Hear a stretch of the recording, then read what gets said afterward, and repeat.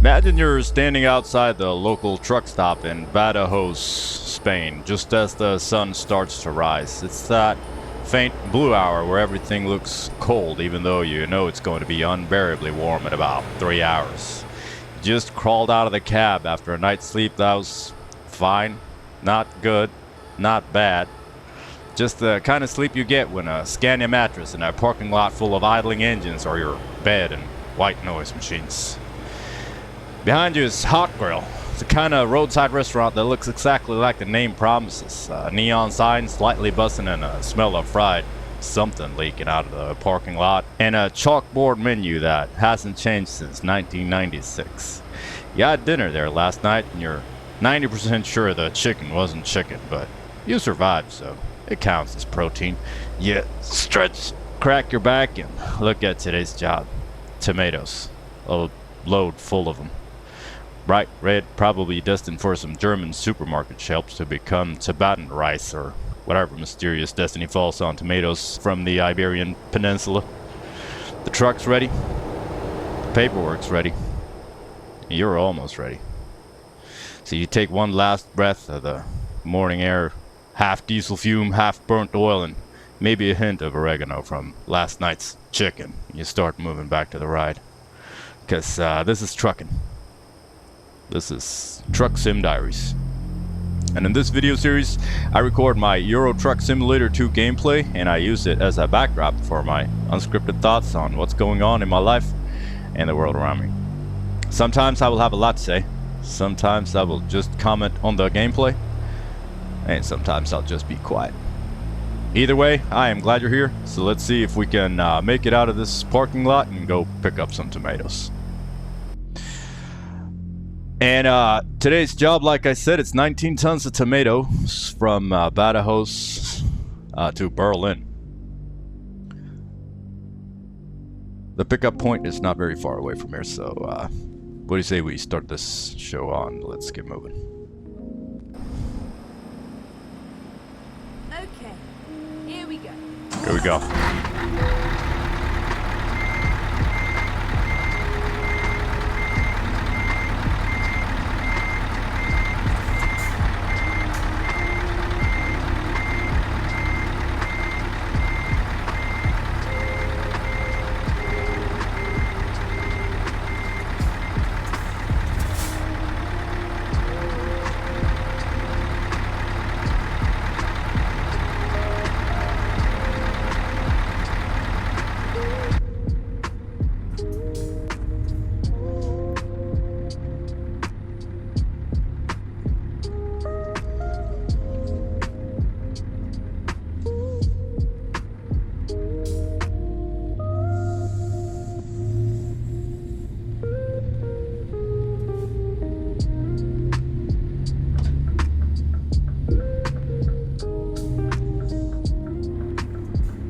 And I don't really know what the traffic situation here is supposed to be like, but with a little luck, I think we can get out of this mess.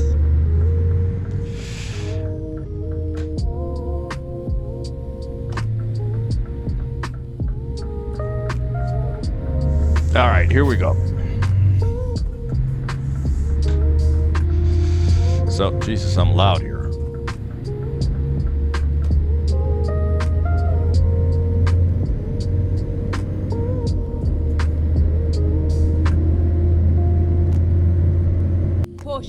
Please watch the speed limit.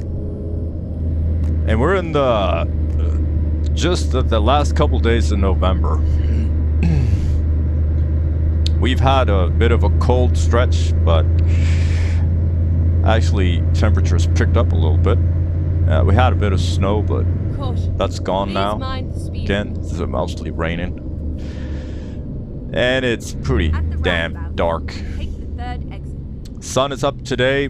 Sun was up at 8:20. It's gonna be down by 3 o'clock or something like that.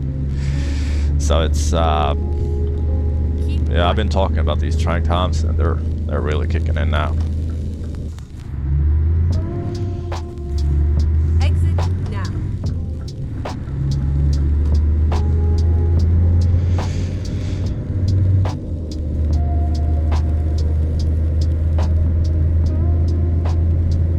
And we got an updated game. The Nordic Horizons DLC has been released, and most of the mods has been updated. I'm actually on the latest version of the game now, but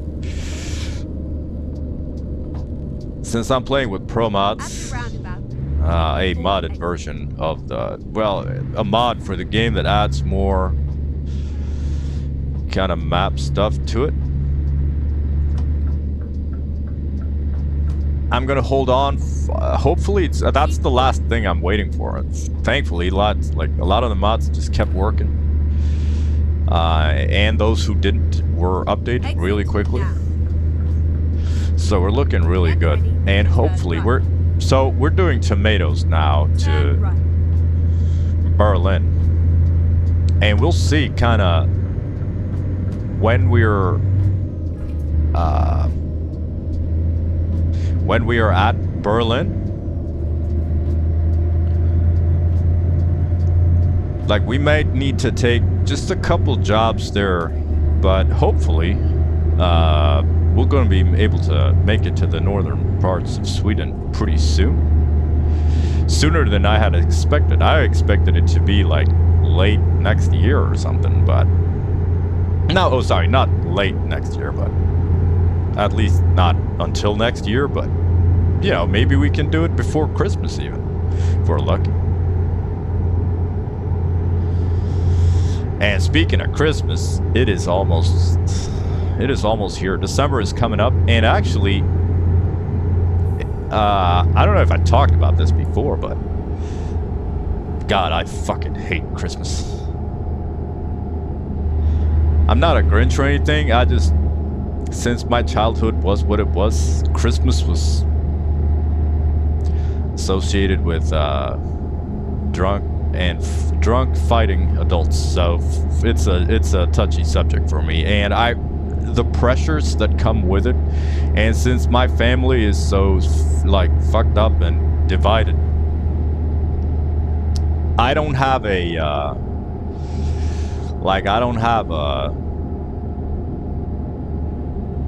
hold on, there's cops here. We're gonna have to honk the horn, so cover your ears if you don't like that.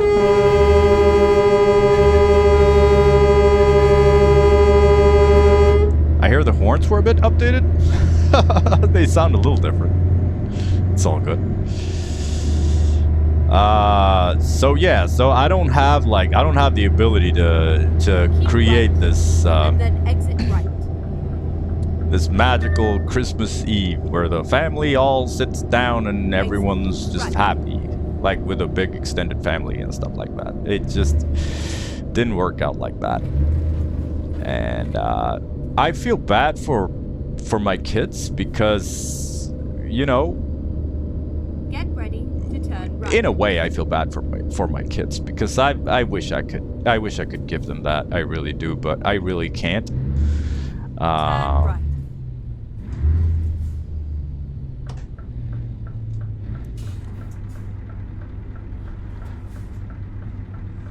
But come on, man.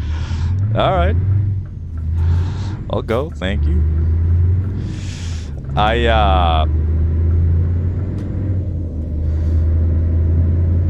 They, of course, they're not stupid, so they have noticed that Christmas is, and they have felt it for themselves, that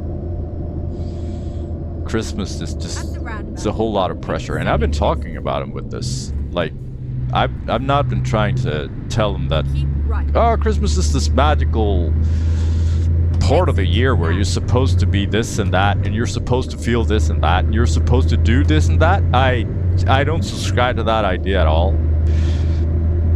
But rather, like, I'm 100% down to creating your own happiness. It's I do that in a lot of ways in my life, and I feel that Christmas should be no exception. And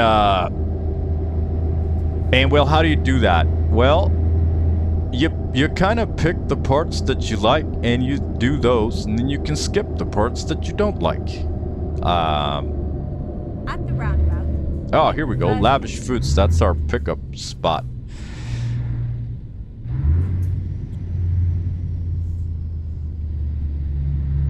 So, like, we're gonna We talked about like what they expect for Christmas, and they just don't want. They Go just straight wanna. on. They just wanna have a.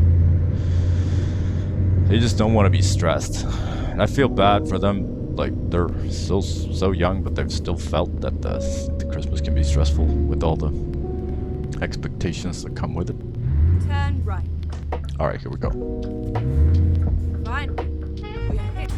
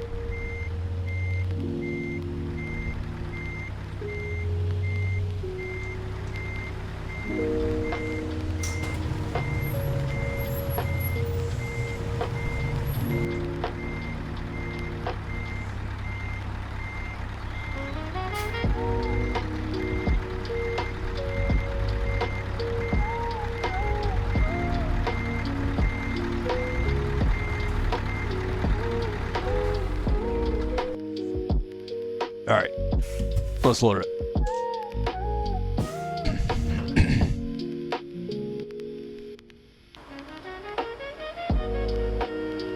All right, let's take a look at this job.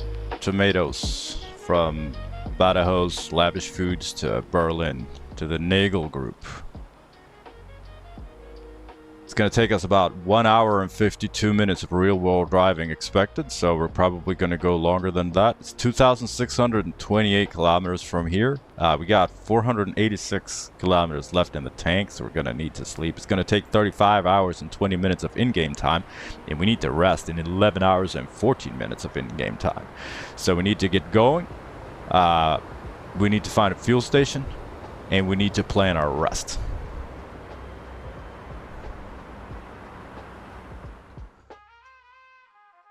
And the route we're going to take is going to take us through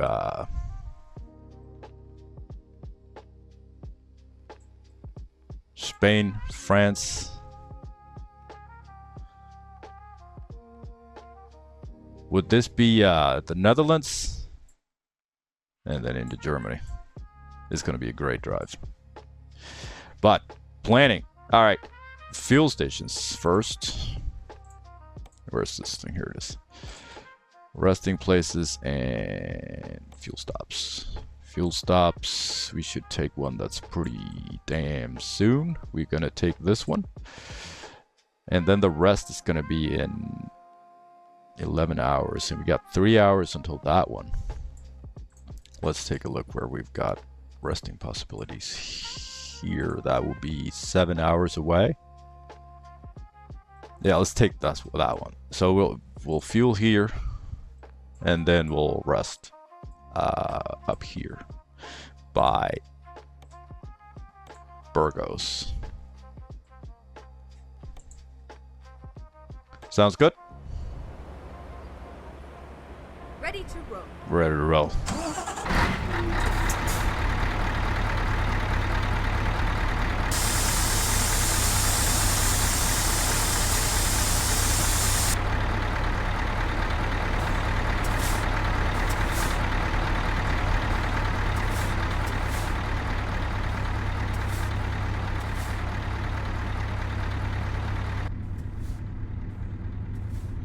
And this depot looks very much like one of the one of the ones we just went Turn from. left. whatever. So like I was saying about Christmas, we plan to enjoy... Oh, why did they do this? We plan to enjoy December and do Christmassy things like...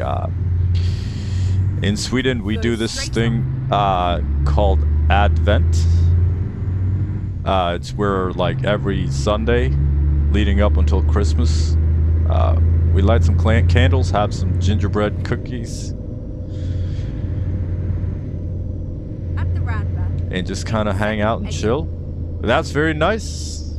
And then we got Saint Lucia. Exit now. Also nice, and like do the have a Christmas tree and just normal stuff. And then when it's time for Christmas Eve, that's when we figured, or I figured that, like, and I talked to my kids about this, maybe that should be when like the Christmas is over. So Christmas Eve, let's just do whatever we want on that day. So Christmas Eve morning, the morning of the Christmas Eve, that sounds weird, but you know what I mean. We're gonna go skating, ice skating, and then we're gonna go home and we're gonna make some waffles, and we're gonna go all Godzilla on our gingerbread town that we're gonna make, eat it all up, and then we're gonna play Nintendo Switch and grill put some meat on the grill. And to me, that sounds like a very lovely Christmas Eve. We're not gonna hang out with any family. We're not gonna have any pressures. We're not gonna... No, nothing. Just me, the wife, and kids just enjoying each other's company. And for the first time in a long time, I actually look forward to Christmas Eve, because I normally don't.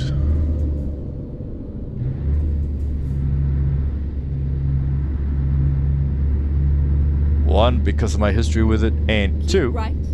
And then exit because right. of all the pressures. Because there are so many things that people think that should be in a specific way, and there's so many expectations, and there's so much disappointment that comes with Christmas. So I just fuck that, and let's do something fun instead.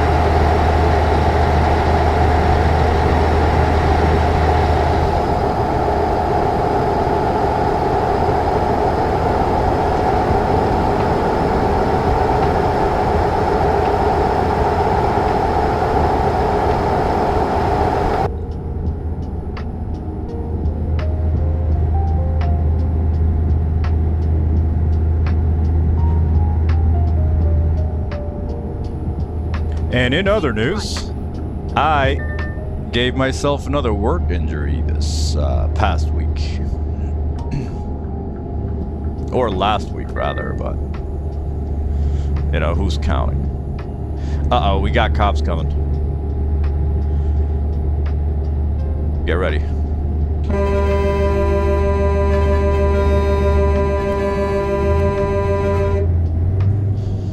That'll show.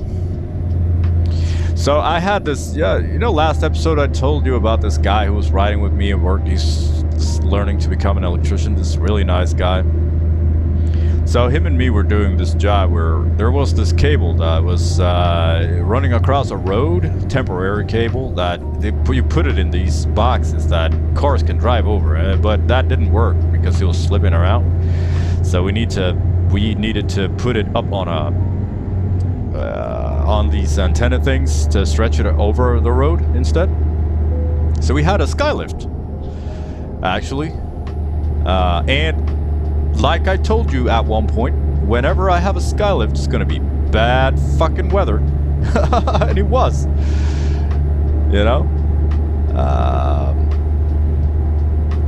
it wasn't raining, it was snowing, and the wind was blowing, and we were up on the castle in my city, which is on a hill, so it's the winds can get pretty intense. So we were in the negatives, and I had all my padded clothing on, but still, it gets fucking cold, and I had these big work gloves, and he was up on the skylift, and I was down, and serving him with the wire. And I was gonna bunch the wire up with zip ties. And, well, I got some shitty zip ties, I suppose, because they were really they didn't really want to close. And since I had gloves, I couldn't really get a good grip on them. So I took one of my pliers and used that one to pull the thing instead.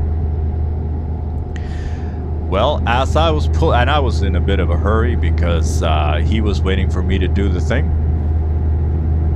And as I was pulling this thing as hard as I could, it fucking broke off, and I put the pliers at full force right on my nose. So I gave myself a third nostril and a punch that was, you know how, like in cartoons, you got fucking birds circling your head being like,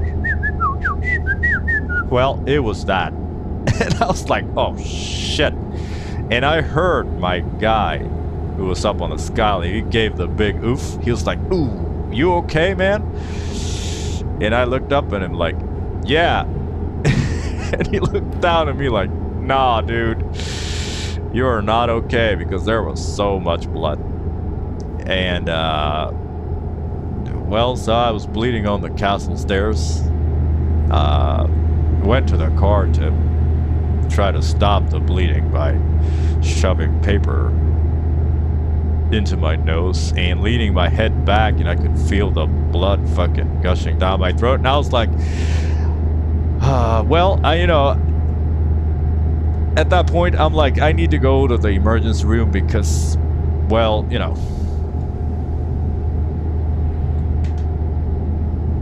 no way I'm gonna fucking just hope that everything is okay. I need someone to look at this, and I could tell that I had hurt my nose pretty bad with the pliers. So of course I drove myself to the ER, which wasn't the best decision in the world, but time was of the essence, and well, So I go to the emergency room, and of course there's no parking spaces, and of course I need to park because otherwise I will get a 80 euro fine or whatever, and I'm not gonna pay that. So I went to the parking garage, and when I stepped out of the car, I was really warm because I was wearing so many layers and so much clothing. And I was like, I don't know how long this is going to take. Like, I don't know how long I'm going to be in the emergency room. Maybe I'll have to wait for like hours. Normally, they're pretty fast when the blood is gushing, but you never know. So I did the only logical thing, and I started to try to remove my jacket, but I was holding this bloody tissues on my nose, so obviously I can't remove my jacket with just one arm. So I flagged a car down that was driving in there, and I didn't think really about how I looked. Like, I looked like a fucking crime scene. So I flagged him down, and he opens the door, and he's like in shock, you know. He's like, "What?"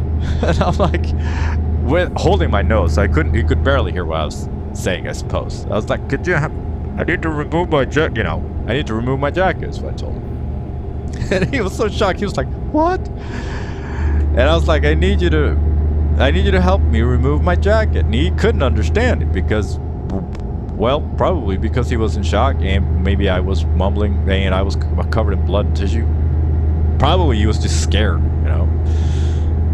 So I was like, I held my arm out to him, and I was like, pull the jacket sleeve, because I was like, obviously he can't hear it, so I need to make it simpler for, you know, I need to simplify the communication here. And this guy, he started pulling his own jacket because he was so fucking shocked. So he started pulling his own jacket sleeve, and his wife was like, "No, you need to pull his jacket sleeve, dumbass." And he's like, "Sorry." Anyways, I felt bad for the guy. He was just scared.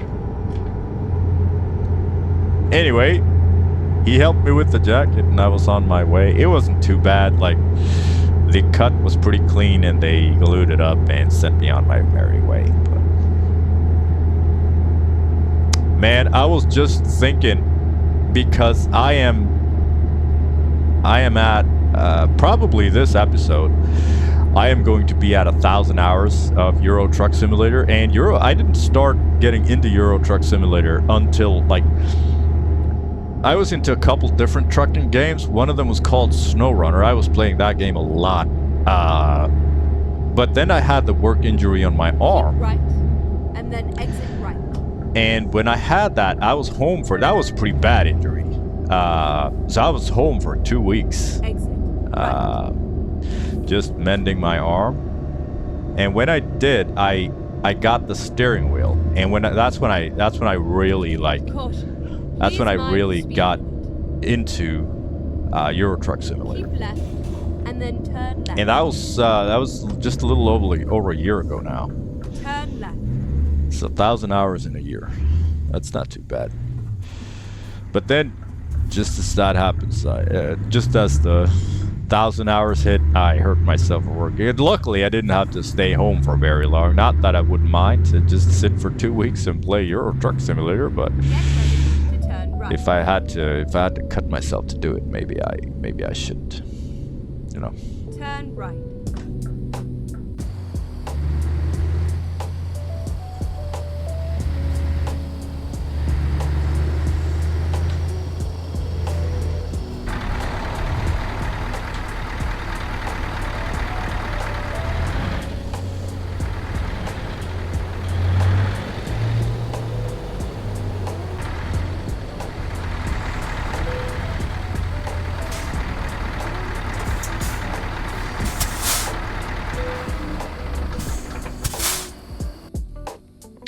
All right, let's refuel it up.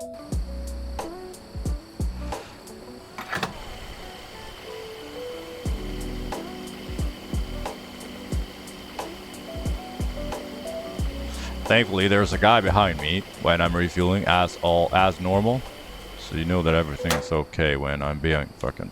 There's like what, 1 pump there, and then 2 pumps over. But you know. No, it's fine. It's all good. Yes, as much as I would enjoy some time off, Turn left. of course, physical injury is not worth the price. All right, we're fueled. We got fuel for 2,234. We're going to go for 2,371. So we're going to need to make yet another refuel before we're in Berlin. The road to Berlin.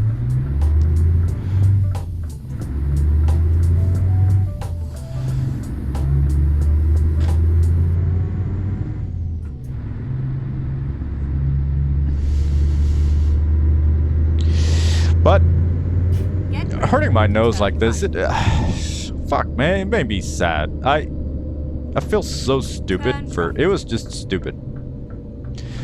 And I have been talking to the guy. The guy who's been riding with me. I've been talking to him about the importance of just fucking don't hurt yourself at work because it's not worth it.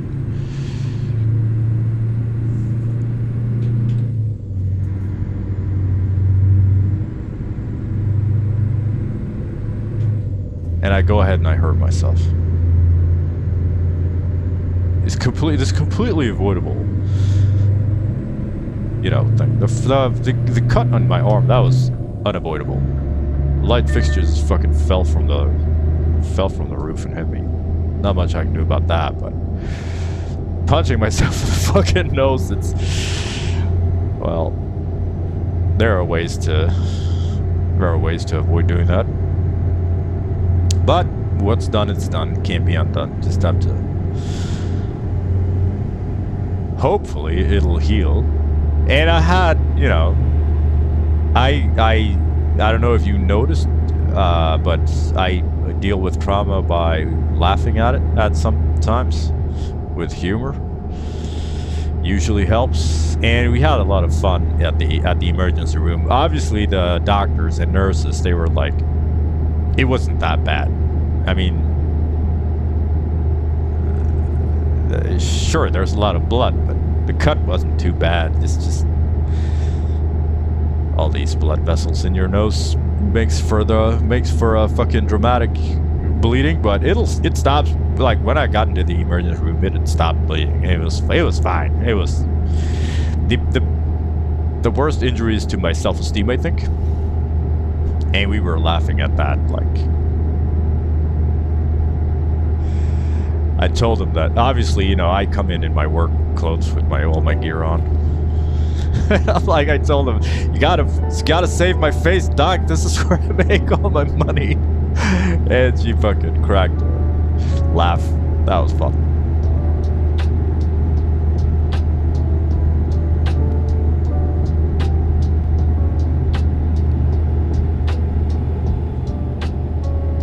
But she was nice for being a doctor.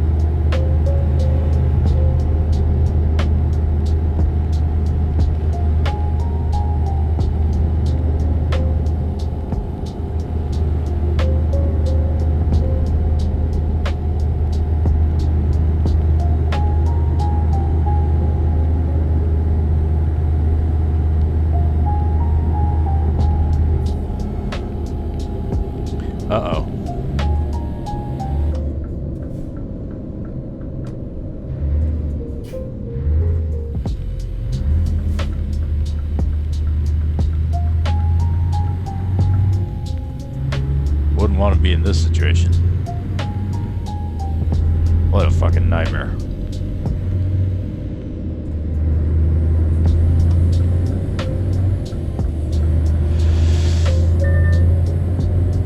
So most of the time when I'm recording these episodes, I feel like talking, you know? I feel like I have ideas in my head, and I have just words that needs to come out. But today I just feel I feel like driving and just recording. So this might, I don't know. We'll see when we're in Berlin, but I don't feel like I have 1 hour and 30 minutes of talking in me, so I might just be quiet for some parts of this episode. I know some of you enjoy that too. We'll see. I may just end up talking all the way.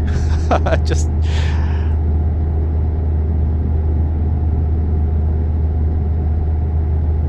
mostly been looking forward to this drive. Oh, and speaking of driving, I got a new work car. Finally. You know how I've been talking about how my old work car that I haven't had, like I've had that work car since day one, and it was on its last breath. Like, it was leaking cooling fluid, and the space heater for the cab was pretty much out of commission. And when it, when the temps go into freezing, it gets pretty goddamn miserable in the car when there's no heat to turn on. Also, it gets into this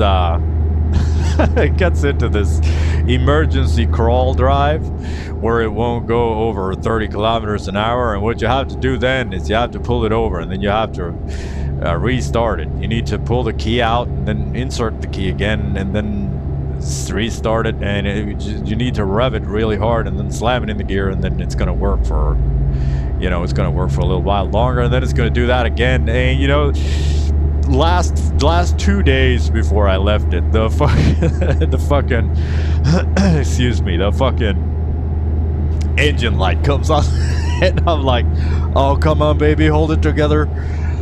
But yeah, she delivered. I loved that car so much, man. It was my pride and joy. When I got that car, it was brand new when I got it, and I felt so good when you're studying to become an electrician in Sweden, you first have to go in school and do theoreticals, and then you need to do some practice. So you're still in school, but you're out in the workplace learning, and then after you're done with that, you get employed as an apprentice. But then when you're an apprentice, obviously you can't ride, by yourself. And after you've done that for a whole year, you can ride for yourself. And that's when I got that car. So it was like this milestone for me. And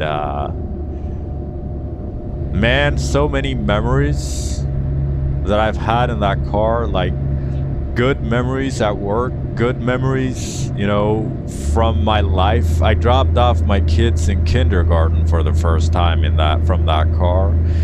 And I dropped them off at school for the first time in that car. And, life has been going on for me all the while. I've been spending, 8 or 9 hours a day with that car. So it's kind of, I go really hard into bonding with material things, like objects that I have a history with. They become very important to me. And that could even be digital objects, like this truck here. It's the first truck I got in this game. It was only just recently that I got another one, which I rarely use, because this is my baby. This is my first, coming up on 250,000 kilometers.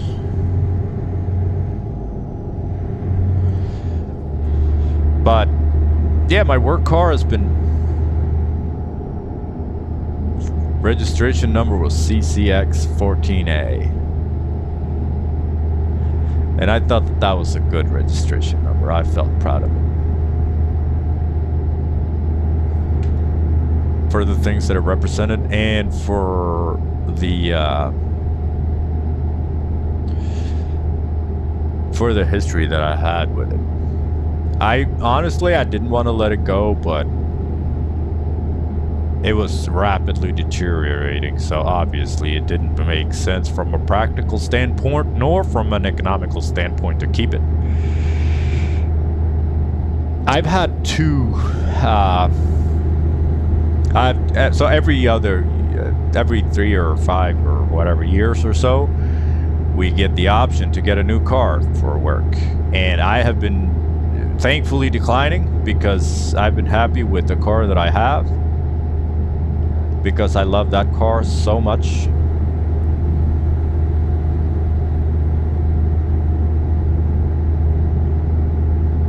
But now the third cycle came around and my boss was like, "You're out of options, son. You need to let go of the car." Because it was getting expensive to all the repairs and just, especially because it was leaking cooling fluid, and I've had it into the shop and they were like, "We can't find we can't find the leak. Like, it may be just a little bit of leak all over, and fixing that would be like an engine replacement."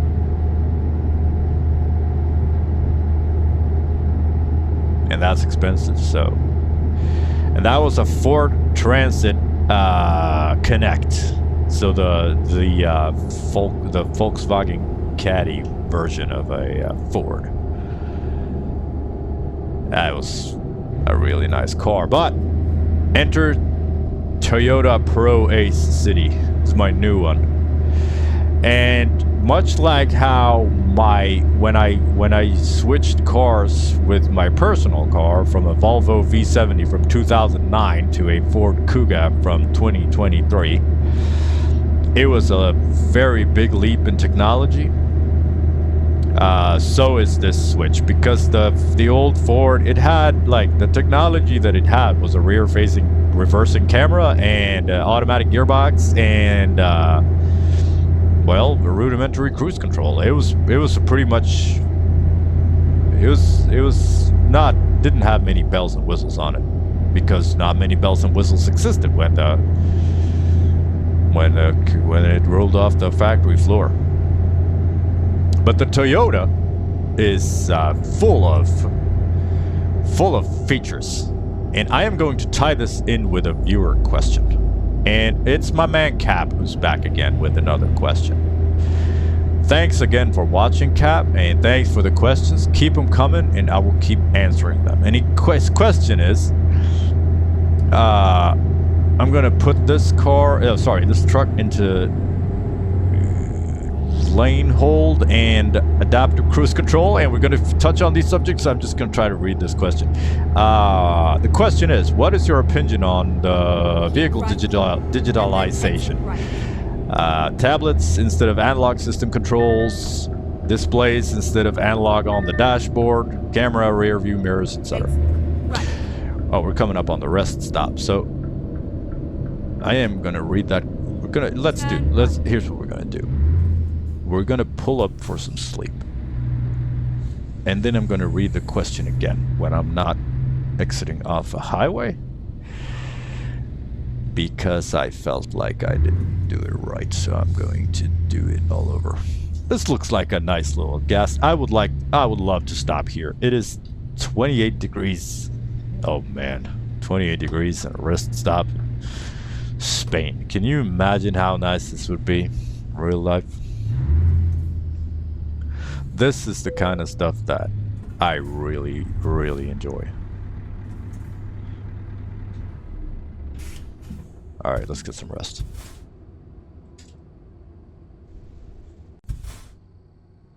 Alright, let's get some rest.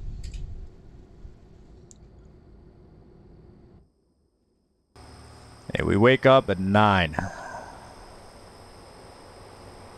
Traffic has died down. We need to hit the bathroom.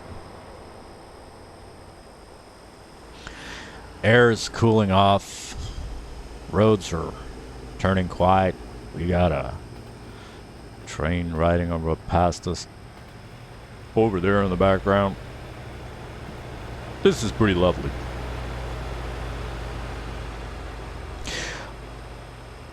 I don't know why, but I relate to this way more than like staying. This is being off. You know, this is vacation or time off for me more than staying at. Staying at a beach. Looks like we're not going here.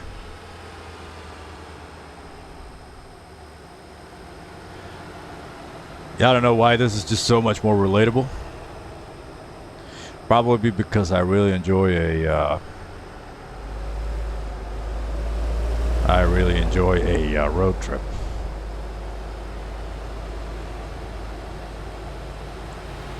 Doesn't look like much of a restroom in the shop there either.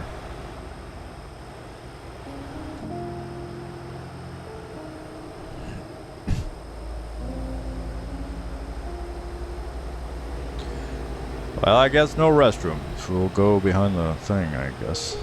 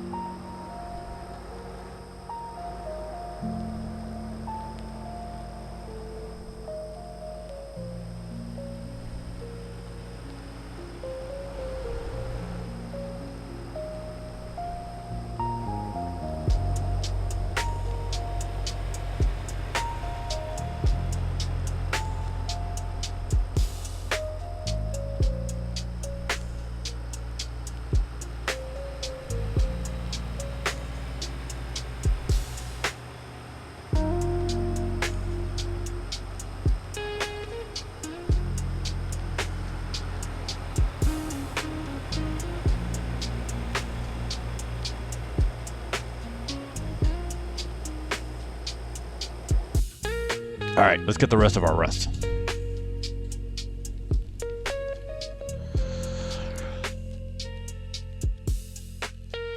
And we wake up 1:45. And let me read this question again. What's your opinion on the vehicle digitalization? Tablets instead of analog, system controls, displays instead of analog on the dashboard, camera, rear view mirrors, etc. And this is exactly what I got for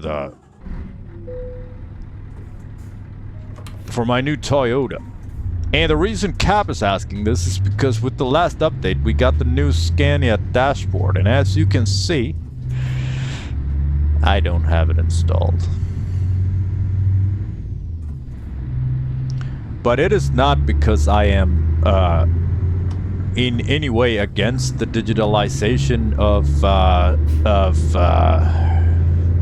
vehicle information displays. I'm not necessarily like Gage's kind of guy. It all depends on, well, I would actually say that I am for the technological progression of everything. But it needs to be done in a good way. And where we are technologically with the digitalization of information display in vehicles, I don't feel like we're right there yet. It's a little hit and miss depending on the brand, I suppose. Because I enjoy a big screen, but only and digital controls, but only if they're better than the analog controls. Not because I need them to feel a certain way or anything like that. Just completely, like from a completely practical Keep left. perspective. Maybe the best example is heating controls in a car. Because heating controls normally are a knob that you turn clockwise for more warm and counterclockwise for less warm. And you can do that without looking because you can feel where the knob is and you can turn it without looking at it. Now, if that setting is in a touchscreen menu, obviously it's not better because you need to look away from the road to change the heating of the car. And I think this is down to just capitalism being capitalism, like being what it is, and it's on brand capitalism because it's cheaper for them to just make everything software controls than to make a good system for it. And it's cheaper. So they're gonna do it. They don't care that it's not practical to go into like vehicle menu settings, climate control, temperature, and then have a digital slider. That's just ridiculous amount of steps compared to having a knob to turn. And again, it's not because I'm a knob Taliban or anything like that. It's just so much more practical. However, when it comes to the dashboard, like here in the instrument display, obviously that one is not interactive, so I don't need to. I'm not going to touch it in any way. So I'm all for it as long as they're, as long as they do it right. Like I said earlier, I drive a Ford Kuga, and they don't know what they're doing. Because, like, I still have, so the dashboard here, like, where we see these gauges. In my Ford, I still got 2 gauges. They're digital. It's all just a big screen, but there's still 2 gauges where it's portraying my speed with like more. I can't see it's a gauge, but there are no markers on what the gauge means. It's just a gauge that goes from nothing to more, depending on how fast I go. And in the middle of it, I can see my current speed, of course, just like here. But like, why have the gauge? It's only there because of tradition, because we're used to seeing a gauge there. And on the right-hand side, it shows me a gauge of like how much power the electrical motor of the car is producing. Like, I don't need to know that, so get rid of it. Like, right now we are in a situation where they're just doing it because they can. And that's not a good incentive to do it, I think. They're doing it because they can and because it's cheaper. So the end product is going to be lacking. But if they do it right, kind of how, let's take the new Toyota, for example. The Toyota and the Ford that I drive. Ford is my personal car and the Toyota is my work car. Toyota does it better. Their display is a lot cleaner. Ford is like puking information just because they can, so they just stuff so much information that I don't need right in my face. Probably because of tradition. But Toyota did it right, I think. Like, it doesn't display much at all, unless it needs to. Then something's gonna pop up. And I like that. I'm perfectly fine with that because I don't need to. It's not an airplane. I don't need to monitor. My life does not depend on my RPMs. Just let me know if something's wrong, and if it's not, then shut up about it. That's how I feel about the information hierarchy on vehicles. And in airplanes, they call this a glass cockpit, where everything goes from gauges to being just screens. Being glass, and the old guard, they kind of have a hard time to adapt to the new way of thinking, and the young people are accustomed to digitalization already, so they're perfectly fine with it. But the same goes, like, from what I can understand there. It's as long as it's done right, it's better. But if it's not, it's obviously way worse. And I feel that in general with motor vehicles, that's where we Please are watch the now. speed limit.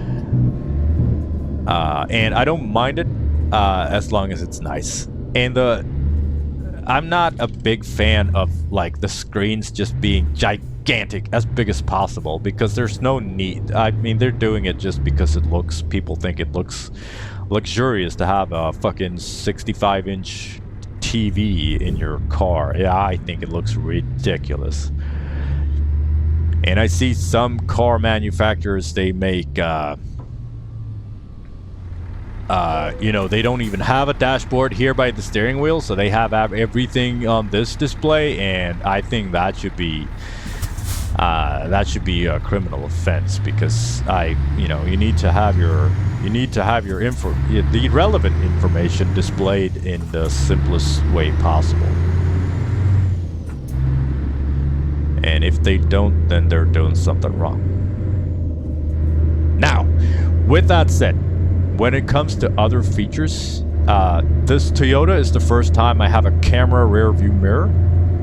And obviously it's superior to having a normal mirror. Because it sees better in the dark. You can't be blinded through a camera. I mean, the camera can be blinded so I don't see anything, but the headlights of the cars behind me, when they shine into the rear-facing camera of my car, well, I'm not blinded by it, so that's good. What's best? So on the Toyota, I have this, the regular mirror, the center mirror that you have in your regular car. It's a display, so it shows what the camera sees. And I noticed that I'm 42, so my eyes are a little slower to change depth of focus. So normally my eyes are focused on the horizon. So whenever I look in the mirror, and if it's a true mirror, the same focus applies in the mirror because it's a horizon focus.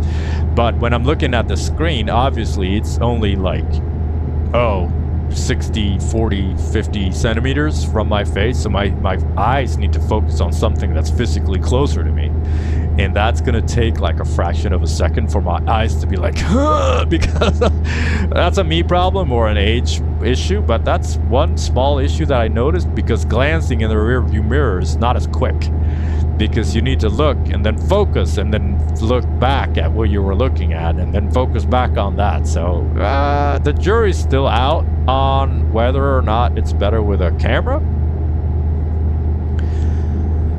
And you could argue that a camera can get dirty, but so can your rear window. So, I don't know. And as far as rear view mirrors, I've never tried camera rear view mirrors. I don't think I would like it, but that's probably just because I'm used to mirrors. Now, if I were to try it and it would be better, obviously, I would think that'd be better. But I've never tried camera mirrors, so I don't know. And what else? Oh, the Toyota has this feature that when I put it in reverse, there's this on the display. I get a top-down view because it stitches together images from all the cameras that are around the car, and that is, for precision parking, obviously it's superior in every way. I mean, the more you can see, the better, and those cameras, they allow me to see more, so obviously it's a lot better. Just take a moment and appreciate this nature. Wow, how beautiful this is, woodland. Sun's coming up. It is 5 o'clock in the morning. What a great experience this is. 14 degrees outside. Man, what a time to be alive. Now, another feature that is just one of the best features I have ever tried in a vehicle is the adaptive cruise control and the lane assist. Those two together, they make for some fantastic driving, because I don't need to be hands-on. Like, I love it if the car can drive for me. I've spent so many hours behind the wheel of a car, and I enjoy it, but for the day-to-day, I don't mind at all some chores being, left to the car. And a couple highlights, obviously the lane assist, which means that the vehicle will stay in a lane. It can read the road lines, and it'll just turn by itself as the road is turning. That's just lovely. And also adaptive cruise control, which means that it'll keep the distance. So the cars have this radar in the front. So even if it's low visibility, it'll know when there's another car in front of it, and it'll brake if the car gets too close. It'll maintain the speed. If the car stops, my car will stop, and when that car in front of me starts moving again, my car will also start moving. So being in a congested traffic situation is takes a lot less effort, and that is just great. Oh, we're in France.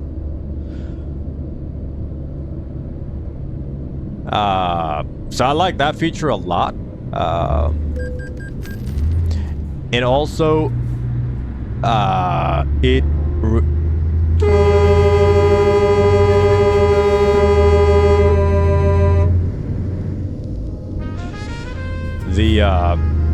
oh shit, don't crash, don't crash. Oh god.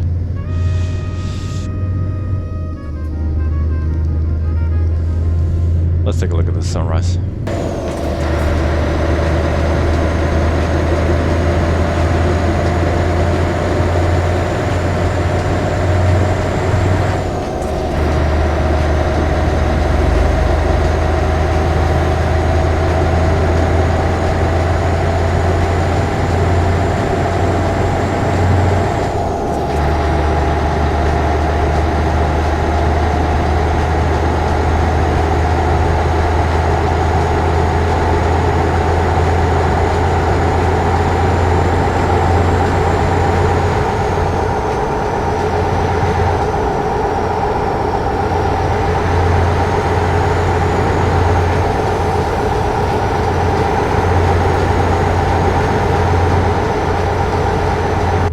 Ain't this lovely? Let's see, what other features do we have? Oh, one of my favorites is when it reads the speed signs and the car adjusts the cruise control to the current speed limit automatically. That is nice. Because like I said, I get relaxed when I'm driving, so I don't always remember. I can see it, on the displays like here, but when it does it automatically, that's really nice. I enjoy that a lot. And the same with the automatic headlights on and off. I could go the rest of my life without doing that manually, and I'll be happy with it. Oh, and one of the things that bothers me with the Toyota, if you have one, please let me know if you can fucking make it stop, because it reads the new speed limit, and then it's like, it asks me, okay, question mark. Like, we're doing 50, and now it's 30, okay? And if you hit okay, it'll go to 30. And then it goes to 60, and it's like, we're doing 30. 60 okay? And I'm like, okay. And at that point, I'm like, you might as well, I'll just do it myself. Could you stop asking and just do it? I've looked through the settings. I've tried everything. I can't, like, what the fuck? How do I? Can you just do it? Stop asking? What are you, an apprentice? That bothers me a little bit with Toyota.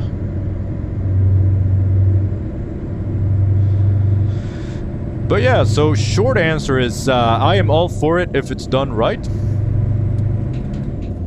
But if it's not, then...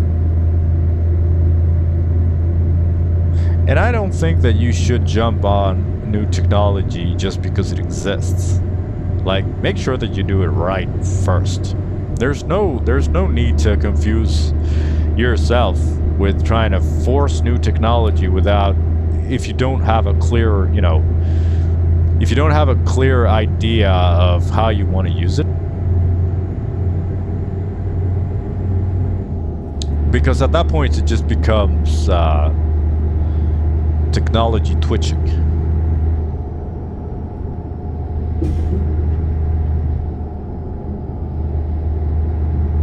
And I am all about a good user interface.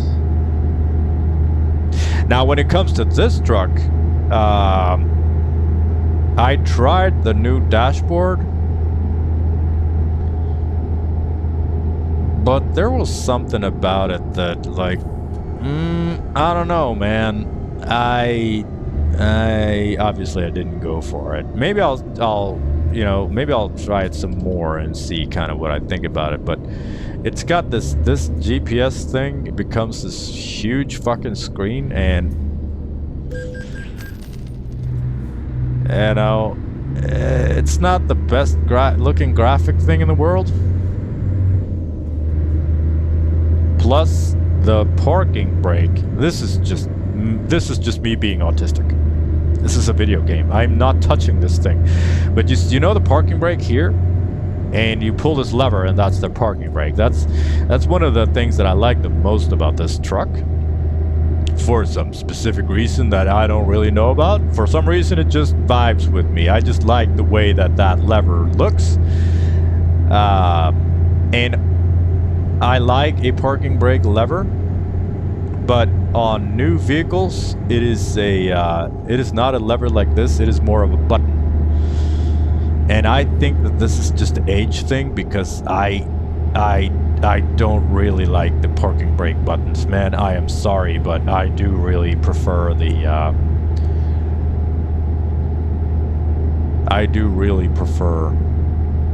lever, even though I'm not pulling it. Ain't that weird? But we'll see. I mean, it is the digital dashboard with the screens and everything. It looks good. It's nice and clean. It's good. It's just maybe not for me, at least not yet.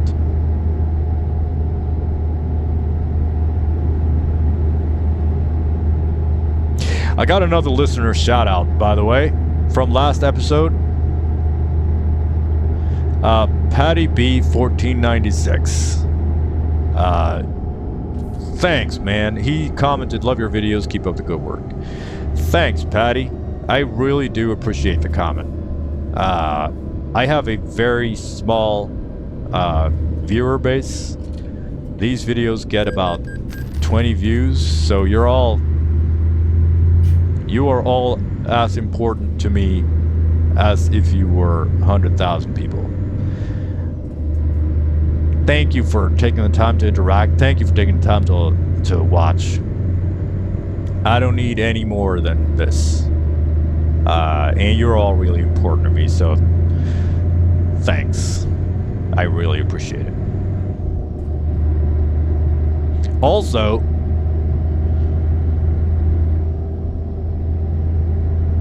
Jean-Luc Frame made a nice comment. Unironically, this is so relaxing. Keep it up, man. Thanks, Jean-Luc.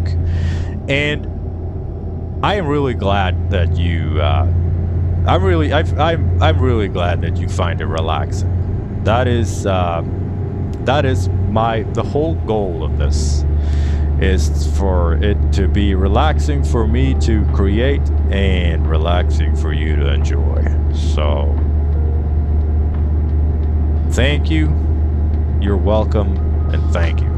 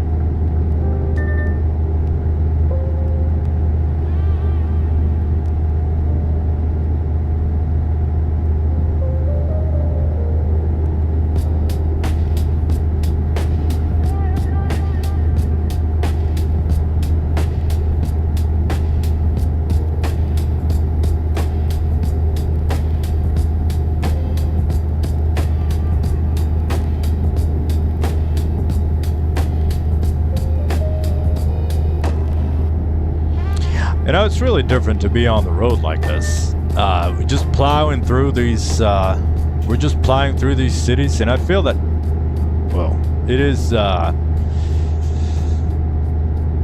want to, I want to pull over at every place. We'll get there eventually,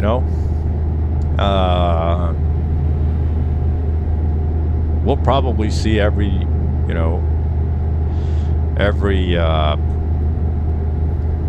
location eventually. I mean, you're bound to,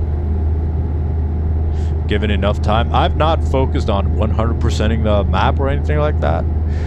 There is this place where you can see, you see how the roads turn yellow like this, and some roads are gray on the GPS thing.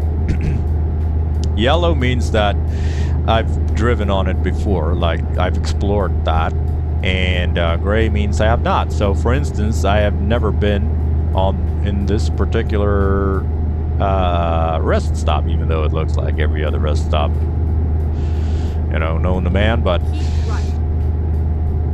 I haven't gotten into 100%ing this. Though 100%ing something can be, it can be a fun challenge, and I think maybe, down the line of Euro Truck Simulator, they're gonna make at least for American Truck Simulator, they are developing a road, what do they call it? Road trip mode, where you drive a car. And what's the point of driving a car? Well, what's the point of driving a truck, really? It's just about the drive. Now, if I were to drive a car, maybe I could, maybe I would go into just exploring, just try to 100% the map. I don't want to do it in a truck because it feels fucking weird to be like just going around in circles only for the sake of 100%ing something.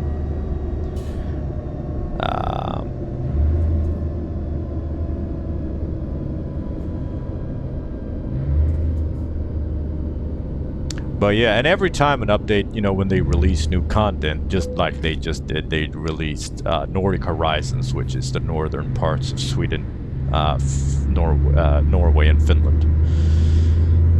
Obviously, the percentage is going to drop. The percentage of what you have explored is going to drop back down.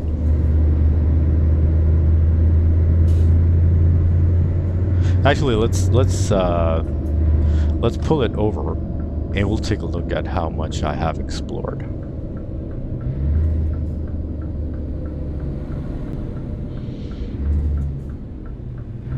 This is not the best choice for fuel economy, but I just got really curious.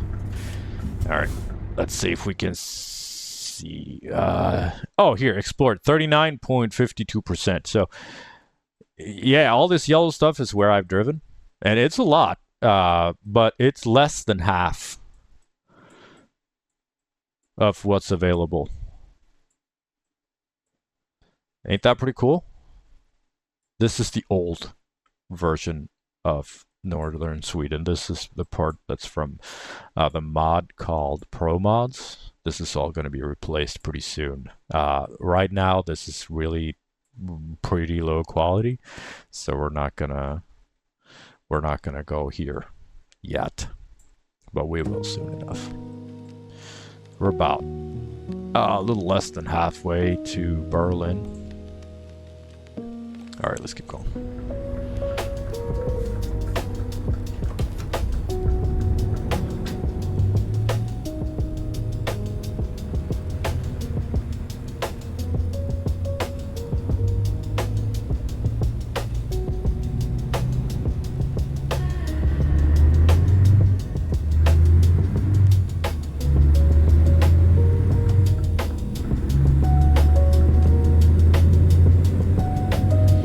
And for 1,000 hours, I haven't even driven on half of the places. Not that driving on 100% is going to give me anything, but just goes to show how much, how much is available in this game.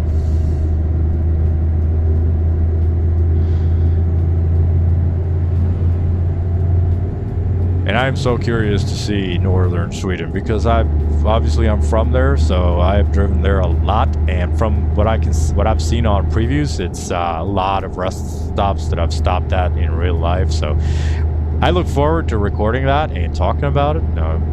probably, you know, spark some memories and stuff. It'll be fun. And speaking of 100%ing games, it's I've previously, like gaming, I've enjoyed 100%ing. You know, doing you know, weird achievements in gaming, in like GTA and Red Dead Redemption games like those, where you know, I don't remember. I think it was GTA San Andreas or something like that. You had to look for pigeons or what, something like that. And in Red Dead Redemption, it was maybe flowers, or I don't really remember. But yeah, I've had a lot of fun just looking for stuff and trying to 100% that kind of. One of the best achievements that I can remember is from the game Half-Life 2, I think. The achievement was called the One Free Bullet, and you had to play through the entire game and only fire a single shot. And the rest of the kills you'd have to do with a gravity gun that worked, like you could pick up objects and throw them. It's a huge part of the mechanic of the game. And that was a real challenge, but it was a very, very funny challenge. I had a lot of fun doing that. Also, like beating games at the highest difficulty settings and stuff like that's also fun. But when they find some creative way to make you play the game a little differently, that's I really enjoy that. I haven't looked at any of the achievements there are achievements for Euro Truck Simulator. I just haven't looked at them because that's not really the focus here. Maybe down the road, literally, but not for right now. This is all about enjoying the process.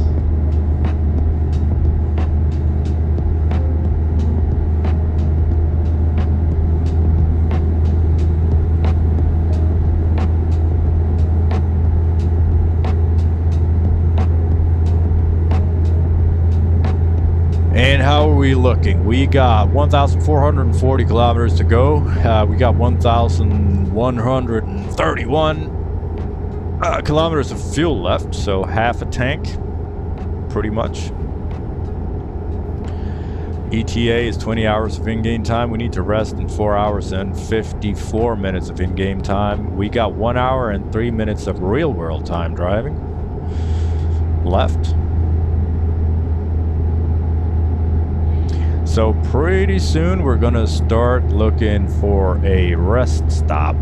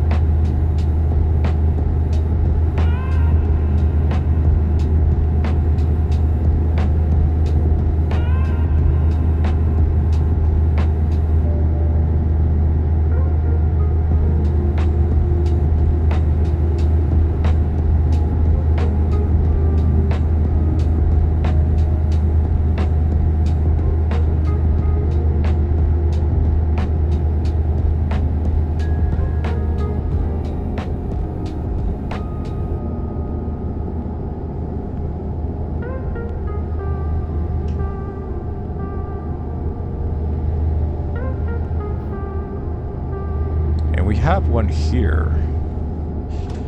Let's make the adult decision here and rest where we know we've got a chance instead of risking running out of options and getting ourselves into more trouble than necessary.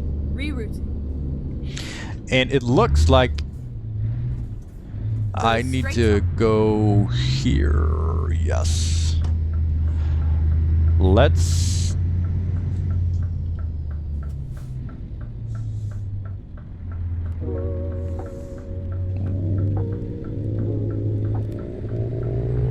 You think we can refuel it here as well? It looks like... Yeah, here we can refuel it. but can we get to the rest? Yes, we can.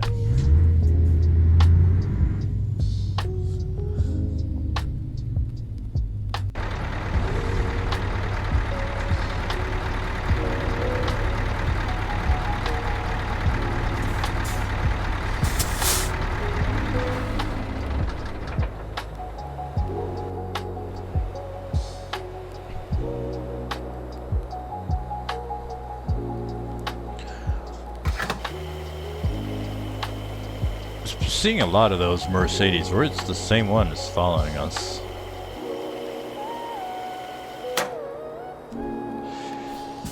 Alright, fuel is topped off. Let's go find some place to rest.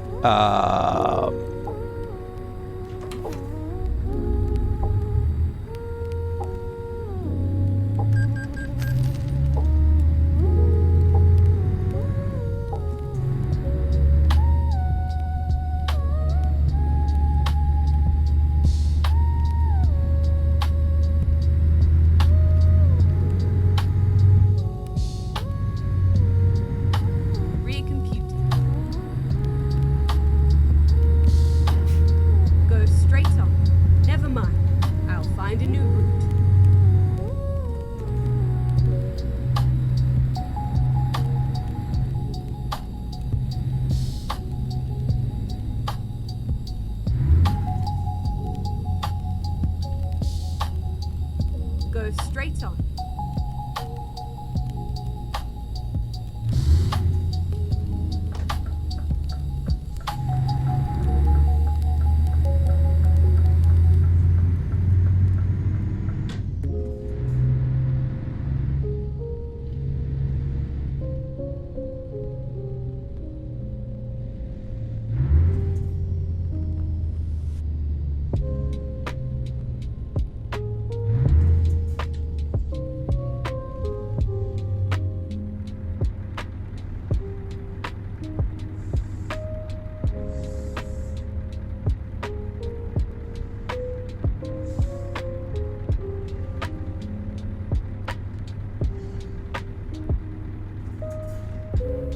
Let's get some rest.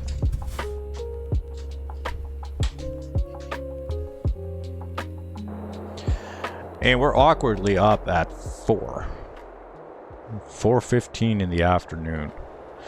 This is like a part of this life that will be very hard for me, I think. Just having to rest when you needed to rest and not necessarily when you wanted to rest.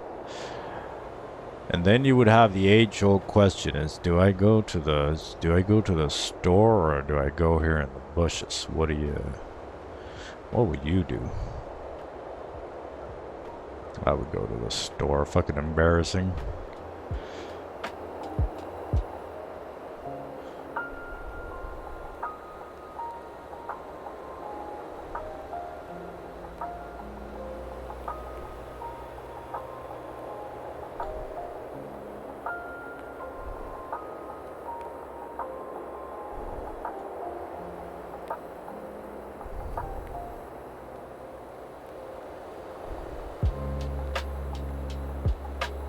Mark is still parked here.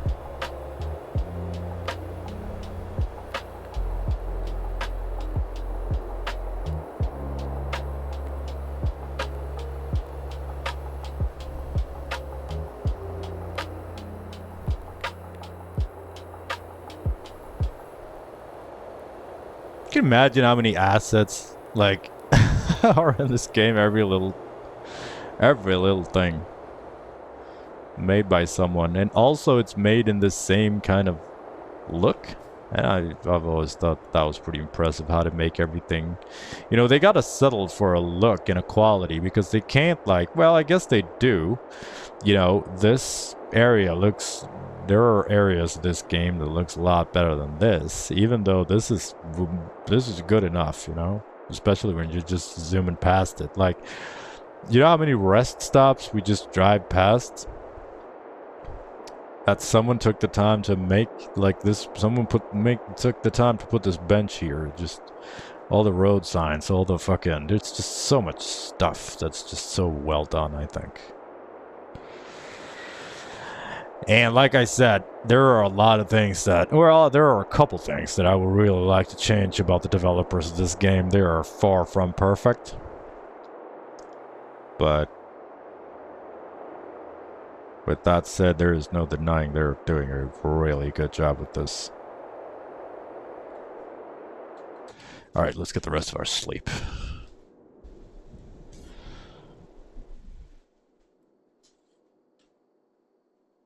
And we wake up at 9, the sun is setting, the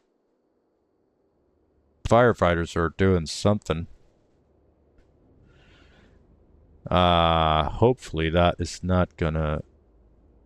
No, we're not gonna be bothered by that, I hope. But I guess we'll see when we kind of get there. Oh. Let's roll.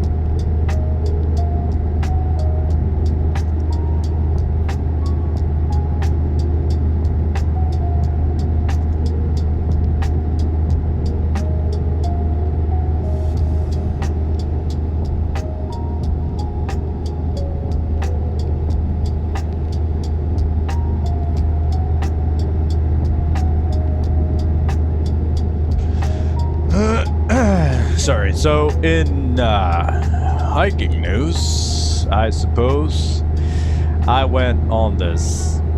So I'm working on, well, I guess hiking and social news.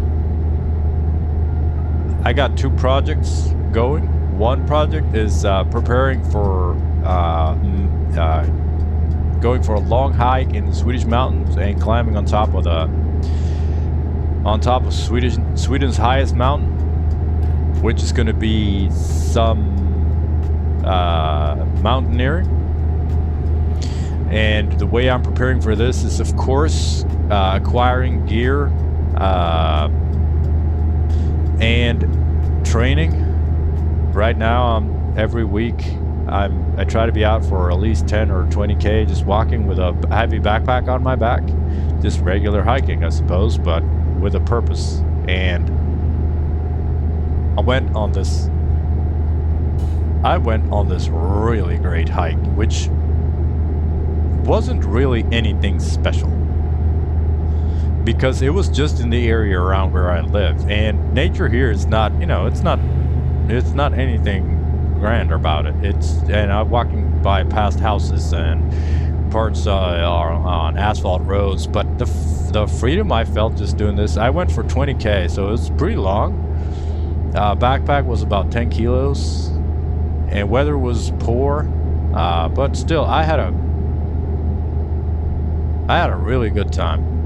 And I really it felt so good coming back. I felt really proud of myself, and I felt exhausted, tired, and refreshed at the same time. It was a great hike, but at the end of it, the hike that I went is the stretch that I normally ride my mountain bike. And like I said, it's pretty much exactly 20 kilometers. And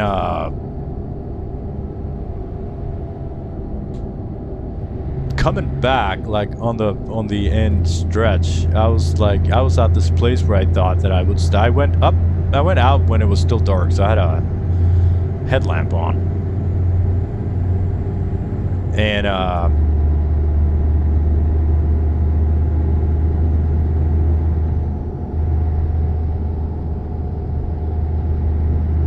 so I got to watch the sun. Well, it was cloudy, so it wasn't much of a sunrise, but. And then by the time I got to about 11 o'clock, I was hungry, but I was at a place where I normally think I'm almost home when I'm riding my bike, and I was so fucking stupid because obviously I wasn't riding my bike. So I didn't stop for lunch. Instead, I just kept going because I thought that, man, I'm almost home. But it was still 6 kilometers to go, and that was too far. I should have stopped for a rest, because coming back, man, I was exhausted. So you live and you learn. We got cops coming up, so cover your ears, honey. It's gonna get loud.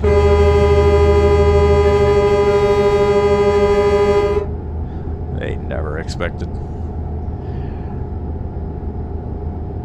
And also, the guys that I am preparing to go to the mountain climb with, there are a couple of guys I like. There's one friend of mine I know from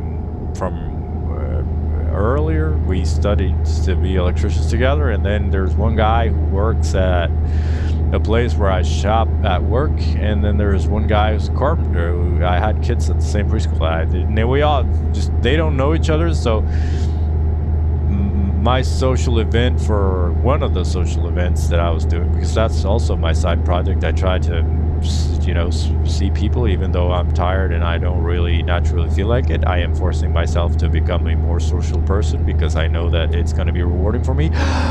Anyway, we hooked up and we went to this Irish pub that had some decent food and beers, and we just laid out the map of the mountain regions that we're going to walk to and just talked about gear and training and preparations, and they got to meet each other, and that was great.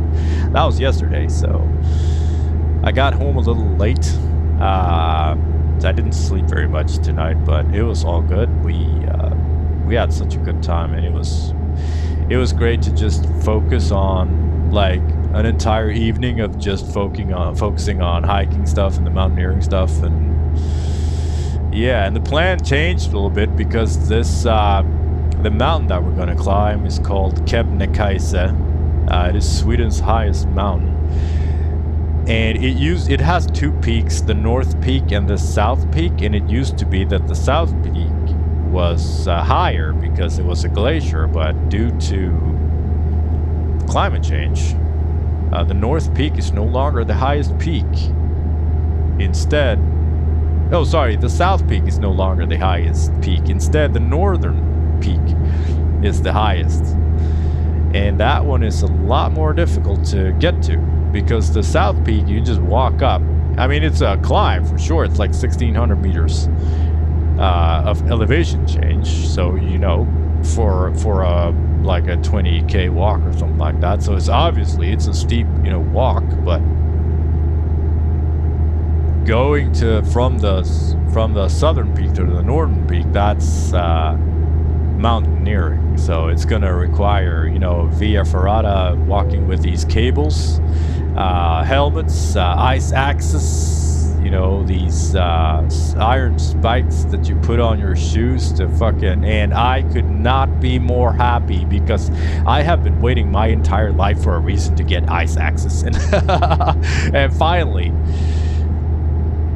the opportunity presents itself. So yeah, even though it's gonna be more difficult, everyone seemed to kind of be happy about that because it's gonna be, right, you know, and then exit right. you know, a bigger challenge. And that the mountain climb is gonna be the end of the hike. So the hike is gonna be for Right. 100 kilometers for 7 days, and then we're gonna end it with the climb to the peak.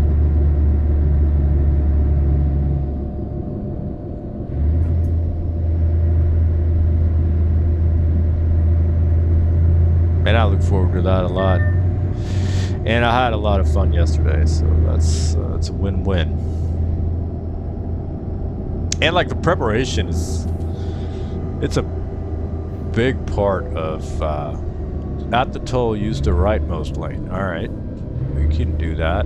Go straight. Are we gonna literally go to the rightmost lane, or Okay, can just any let's of the find a new ones to the right here do? I guess we'll do what she says, or some. Yeah, we're gonna be. Let's do what they say. They say the rightmost gate. We'll go with the rightmost gate. I'm not here to cause problems, officer.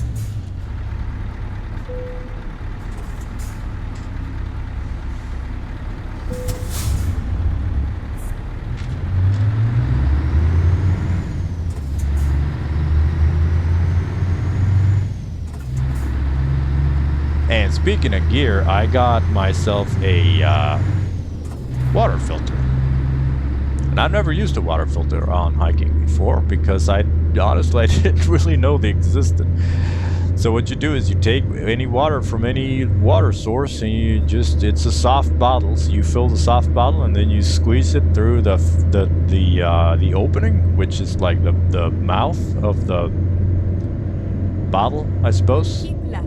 You can just drink it right from there. And yeah, so that's fucking amazing. Like, now I don't have to carry, it's just, I don't know, it's just this huge improvement for me because now I don't have to carry all this water. I can just fucking filter it as I go. It does require that I find a water source, and unfortunately where the temperatures are creeping down, so the water sources are going to be all frozen up. But yeah, that was really cool.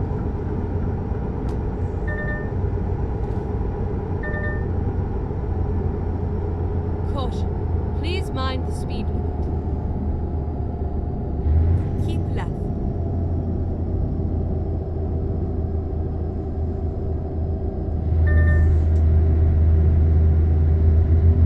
But what I don't have yet is a tent. And I have set my eyes on a really expensive tent, so it's gonna be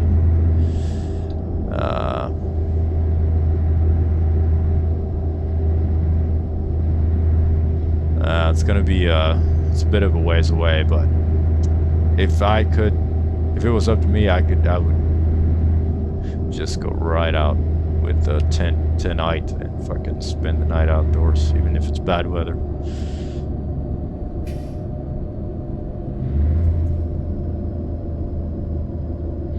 Because I really enjoy how, you know, when you're out exhausted hiking like that, it boils down to so basic human needs. Cover your ears, Sonny.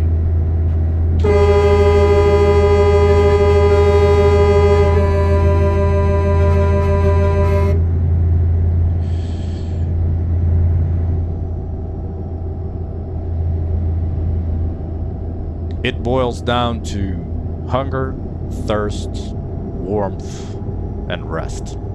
Caution. Please watch the speed. Like, those are your problems. It's just like when you were in the military. It was so simple. Everything was just so simple. I mean, it was hard work, but it was not complex. We are here. We need to be here. We are tired. We need to sleep. We are hungry. We need to eat. Just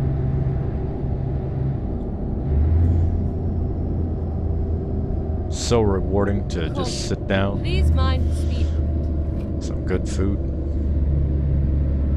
Doesn't even have to be good food because, well, it is good food because you're so hungry. Everything is good. This, you know, this freeze-dried food. If you have it at home, you know, it's awful, but being outside in the woods is the best spice you could ever have because everything just turns into this magic. I know. Delicious, nutritious.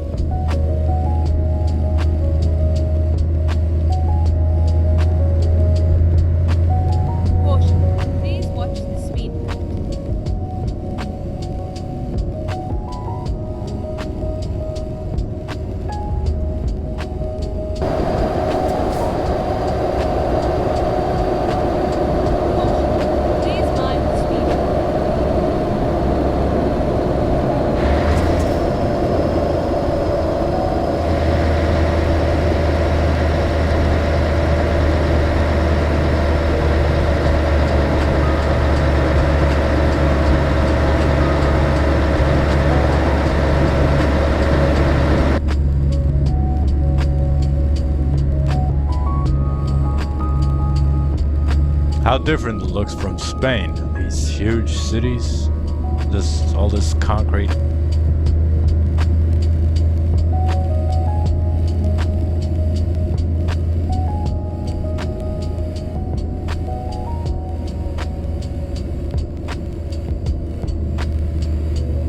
And it's so different from Greece.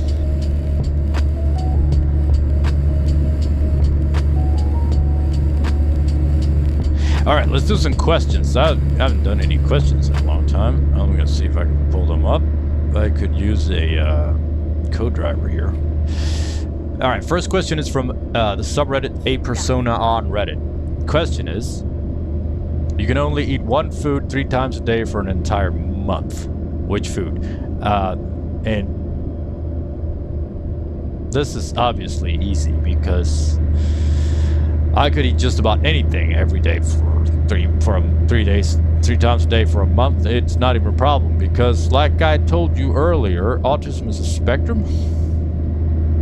And my particular shade, or one of my particular shades on this spectrum, is that when I find something I like, I want it every day, all the time. over and over again.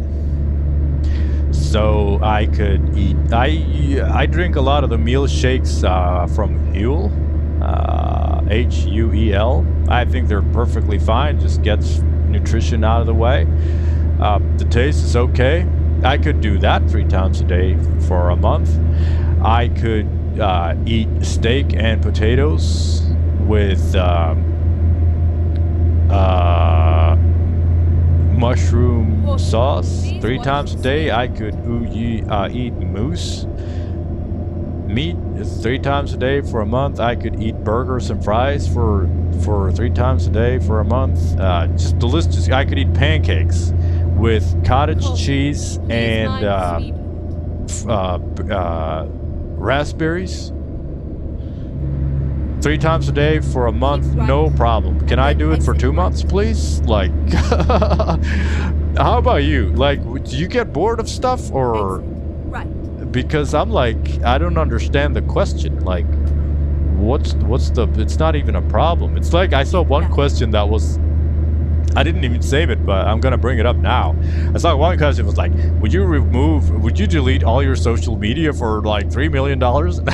And I was like, dude, I'll do it for $10. Like, I will pay to remove it. Like, what? This doesn't make any sense. Like, what kind of question is that?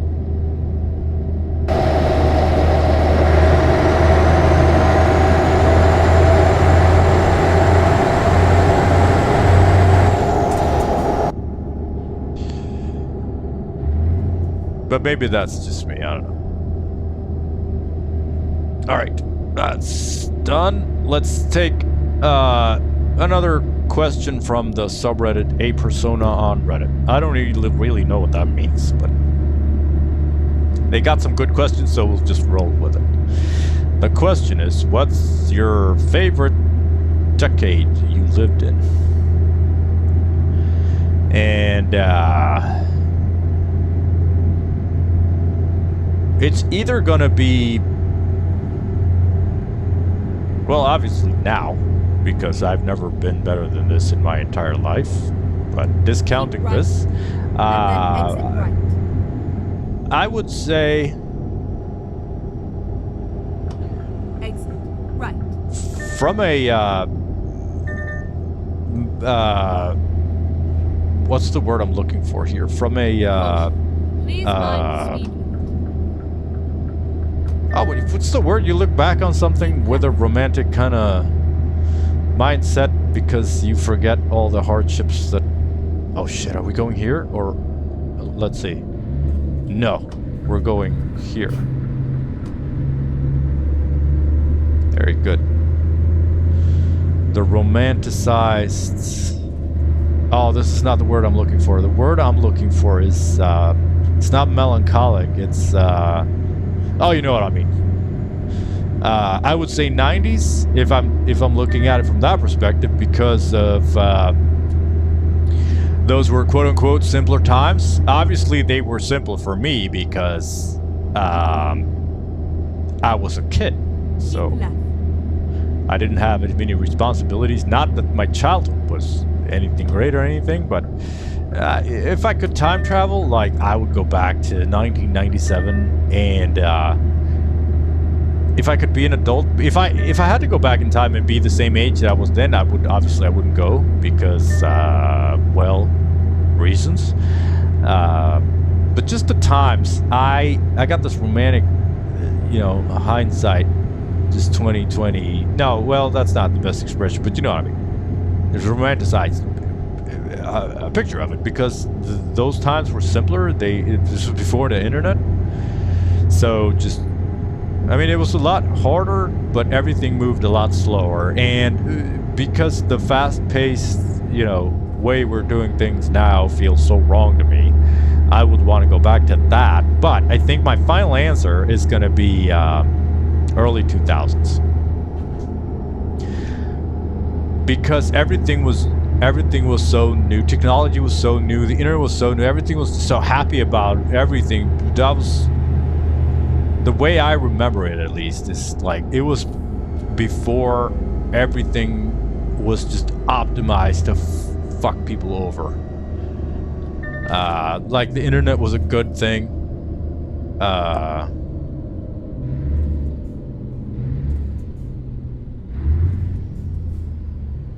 was a teenager. Fuck it. Yeah, I think that's gonna be my final answer. And the world was,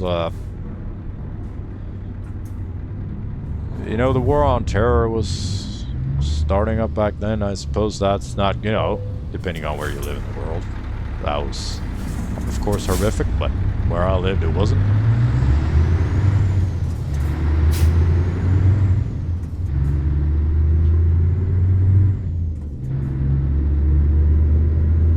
So, yeah.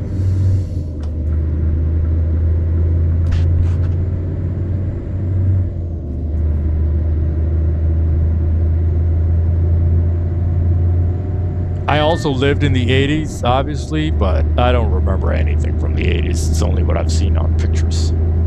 So my view of the 80s is, I don't know. I don't remember. I was too small. I was too young. I was just a little kid.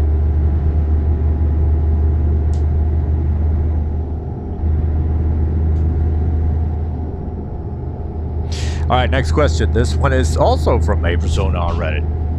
We have a lot of questions from A Persona on Reddit. I can see in the queue now. But we'll keep going. Have you ever had a knock on the door and pretended you weren't in and ignored it? Yes.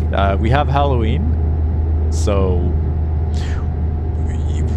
I live in an area where there's a lot of kids, you know, living. But and you're supposed to, we do the candy thing, but if my wife and kids are not home, so if no one knows about it, I will just ignore those damn kids.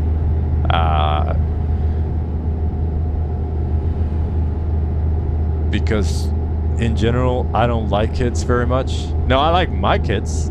I love my kids. Those are my two favorite people in the world. And I love the childness of my kids, but other kids? No thanks. Just, no, thank you. But I suppose the question is, you know, have you ever ignored a particular person knocking on the door? And yes, I have. Yeah, that neighbor has since moved on. But, yeah. And also, there are a couple people in my neighborhood that may or may not be related to me that I might, you know, I would probably just ignore the door. I've also heard the door knock, like, I've heard the door knock without knowing who was there, and I was doing something, playing games or just relaxing or whatever, and I'm like, it's not, you know, I'm not incentivized to answer the door. I don't want to. I don't want to talk to anyone. I don't want to do anything for anyone. And rarely do people knock on the door to offer me something without getting something in return. You know what I mean? Plus, also, you know, my neighbors know that I work as an electrician, so sometimes they come knocking for help with that, and I'm just not very interested in doing that on my time off. So yes, multiple times. And I will do it again. I don't feel obligated to answer the door just because someone wants something. It's like when someone calls, I don't feel like I have to pick it up, because if I don't want to talk, then I'm not gonna.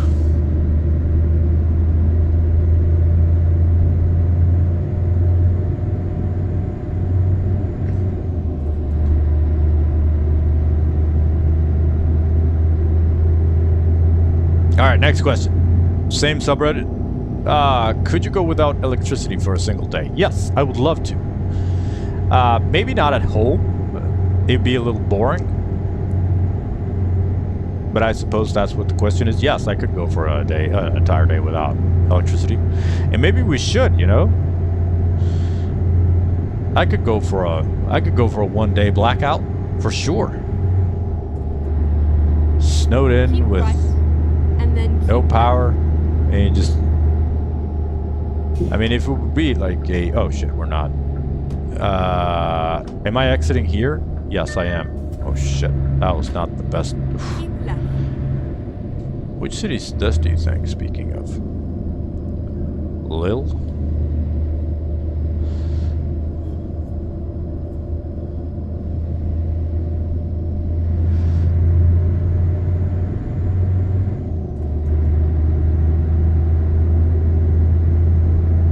But that, unfortunately, the house I live in is not, you know, very well insulated, so it gets really cold.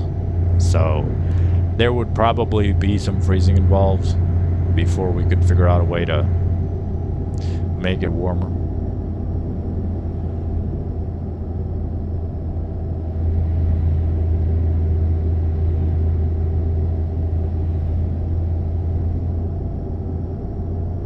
And just spend time together. And cook with Caution. we Please got, watch you know, the we got speed some basic, you know, emergency preparations, me and my wife. Then we got water, we got gas, you know, hiking kitchen stoves that are good for like larger versions that can, you know, cook for multiple people.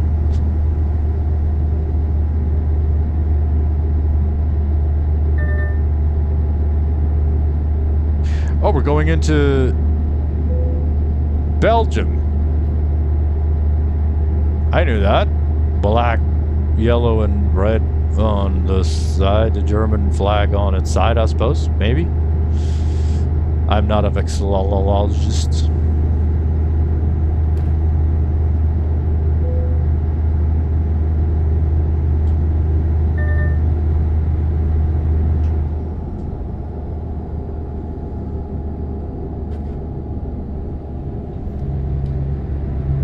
We are getting closer to Germany. Let's take a look at some... Oh, shit. Should we have... No. We got 751 kilometers to go. We got fuel for 1,556, so we don't need any more of that. We're going to keep going for 35 minutes of estimated real-world time, so it's probably going to be more like 45. And ETA is 10 hours and 53 minutes of in-game time. And I need to rest in 4 hours and 28 minutes of in-game time. And it's 6:28 in the morning. So I am going to try to sleep for as late as possible, and hopefully we won't have to drive only at night for the rest of the way. How about that? Maybe we'll get a little bit of morning. I'm gonna try that. Okay, maybe the bigger screen would be useful for looking up stuff on the map. We'll see what we do with the dashboard. I'm just sad about my...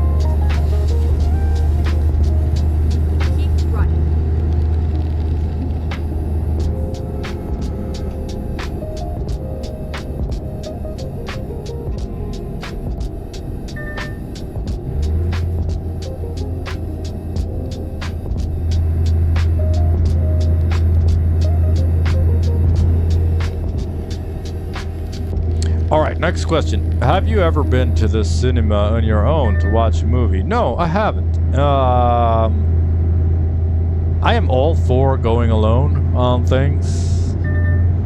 Like, if you don't have anyone to go with, go alone. It is nice.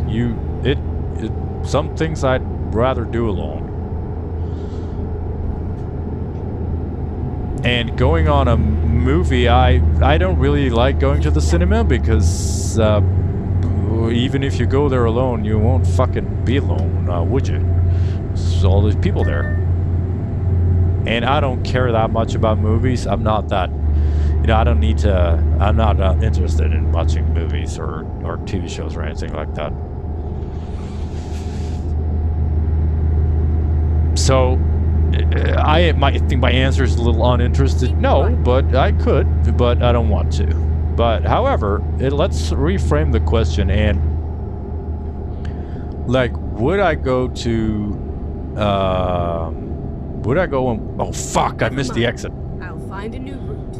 Well, this little maneuver is going to cost us 54 years.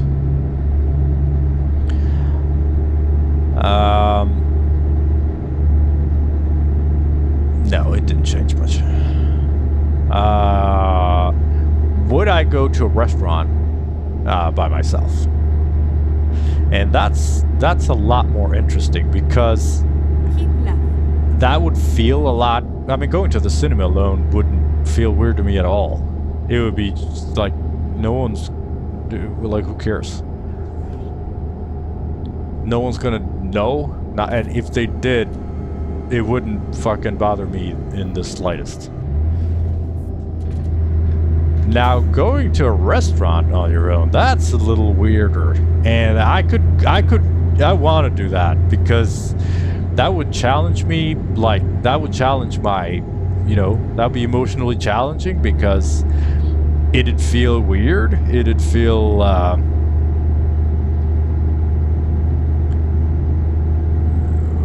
it'd feel weird because I would feel like I'm doing something that you're supposed to do, you're supposed to do with someone else, but, I would do it alone, and I would be like, why is it, I don't know what I would look at, if I went to a restaurant all by myself. Like I said, I want to, man, maybe I should put that, like, as a goal for next year or something like that. Go to a restaurant, a fancy restaurant, by myself. Like, book a table for one. Keep And right. just kind of see then what it's exit like, right. because it'd feel forbidden. Exit right. Like when I go to a play, when I go watch a play or a musical. When I'm watching someone perform in front of me, I feel it's fucking awkward. And it's a challenging emotion, and I'd like to stay in it because like it feels a lot. So yeah. No, I've never been to a restaurant on my own, but I'm fucking gonna. And I'm gonna pick I know which one, because there's this fancy restaurant in my city that has this deer dish that I really enjoy, and the place is really vibing, and it's a very social place. And going there alone would just be so fucking awkward that I'm looking forward to it. Now that I think about it.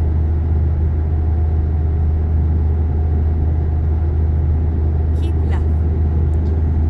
Yeah, I'm all for going alone.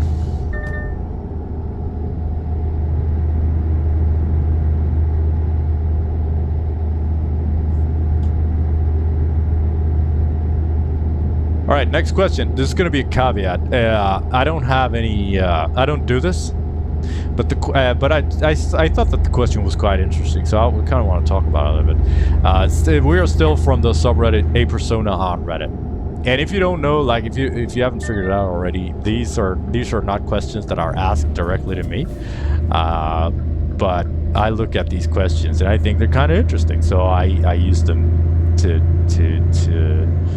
you know, spark a something to talk about here.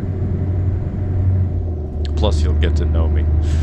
The question is, people that flirt with people that are already taken. Why do you do, like, why? Why do you do this? And like I said, I don't flirt because I have a wife and I am very happy with that wife. It would be disrespectful to her, and I'm not interested in flirting. With that said, I understand why people flirt with people that are already taken, because I think it's a little safer. Because if they flirt with someone who is not taken, they might get... do I turn right? Or do I keep... I turn right, I think. Yes.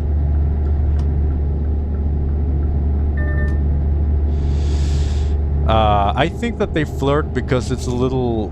It's less of a risk to get someone stuck on you.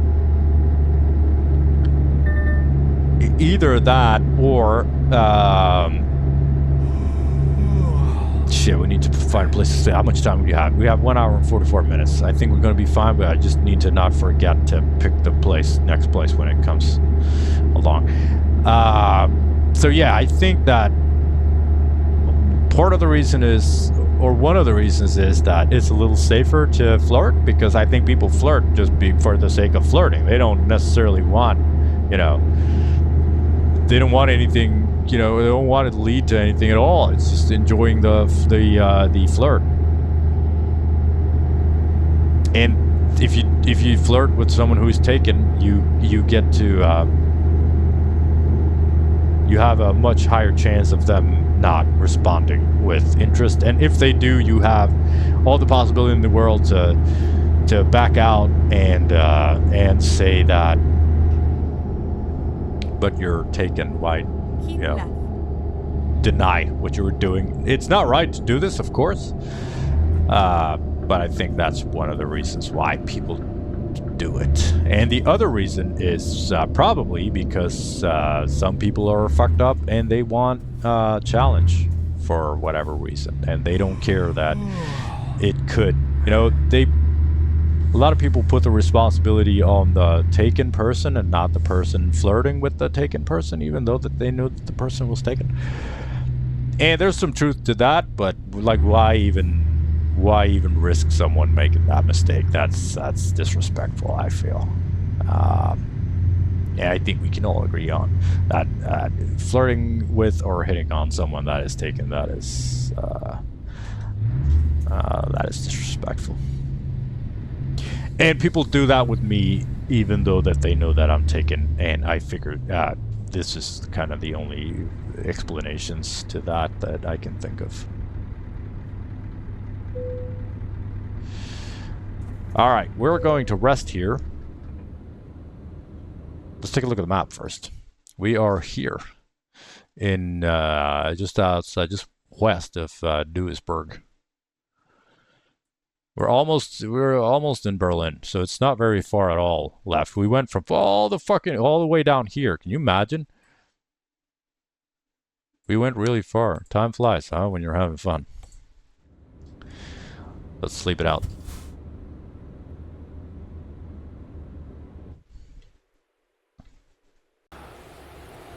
And I could have fucking planned this better. I could have maybe left, I don't know. I don't like this at all, waking up at fucking 2:20 in the afternoon.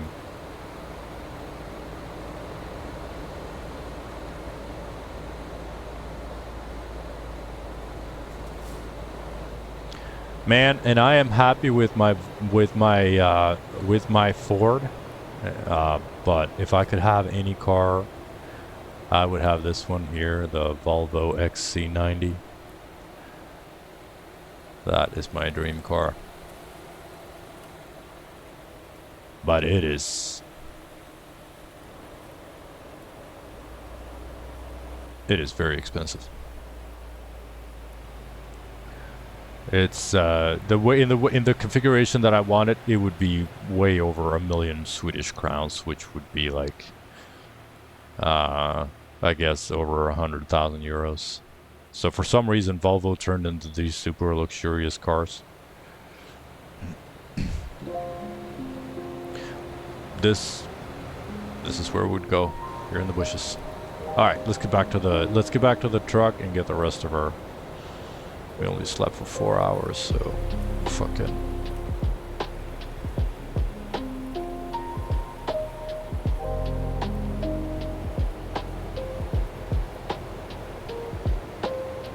We need more than that.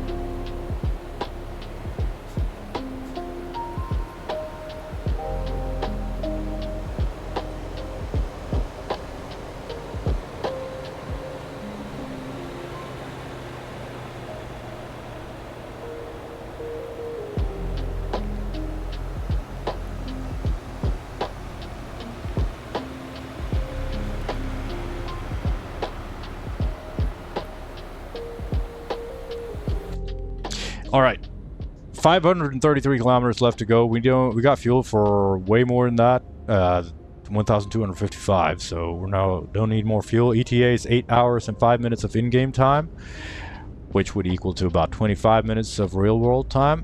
Net rest is in way more than that. So from now on, we are good to just drive.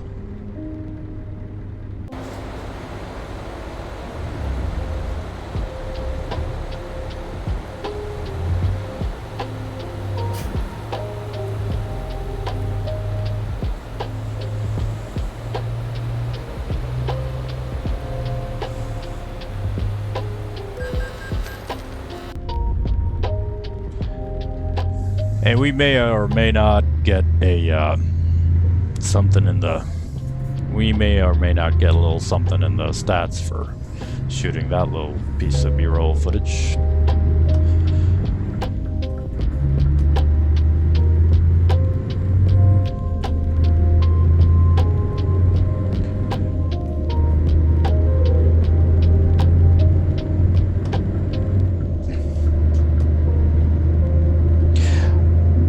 Yeah, we're in Germany now, right? You can tell from the fucking chimneys and industrial fucking roughness of everything.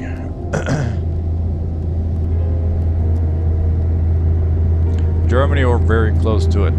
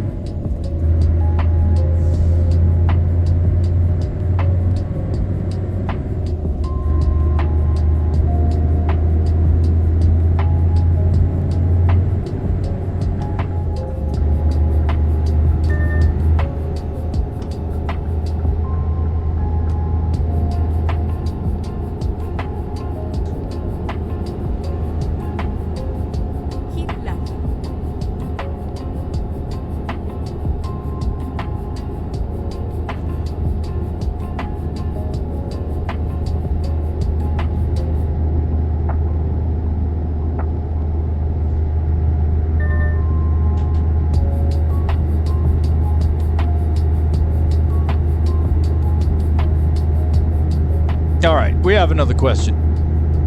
Same subreddit, a persona on Reddit. What do you do to make yourself relax when you're stressed out? What is your secret?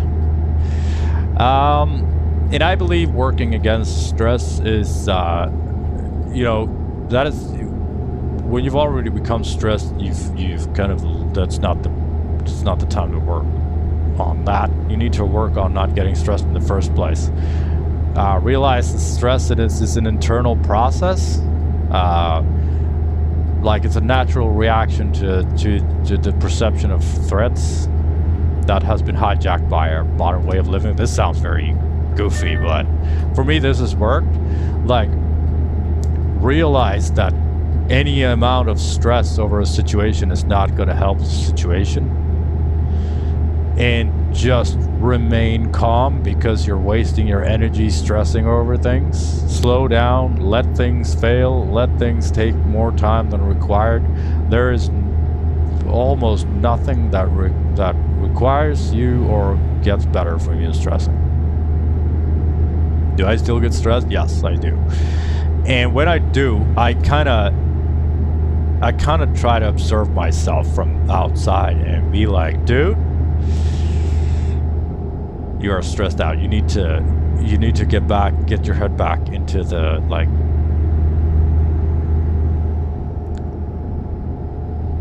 you know, your mental state. You need to slow down. You need to realize, look at yourself, look at what you're doing, you know, get your feet back on the ground, breathe, that kind of simple stuff.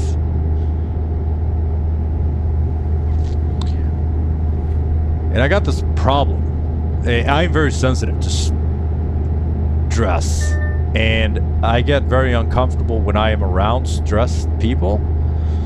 And I got a little bit of a problem because I perceive my wife as being pretty stressful. She's pretty effective and she's moving very fast and getting things done very fast, and it rubs off on me and in the wrong kind of way. And I haven't really found a way to approach her with this because I don't want her to get all defensive and feel like I'm accusing her of something and be like, I am stressed because, like, her answer is going to be like, if I would be stupid enough to say it, and when she is stressed, not whatever reaction she has to that would be on me, and it would be my own fault.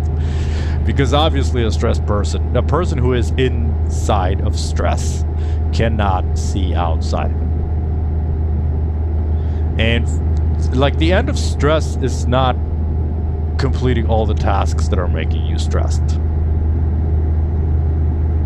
because it's just going to be more tasks. There's going to be more to do. You're never going to run out. You're never going to work yourself to a place where you're not stressed. It's just not going to happen. That's not how we chose to build this society.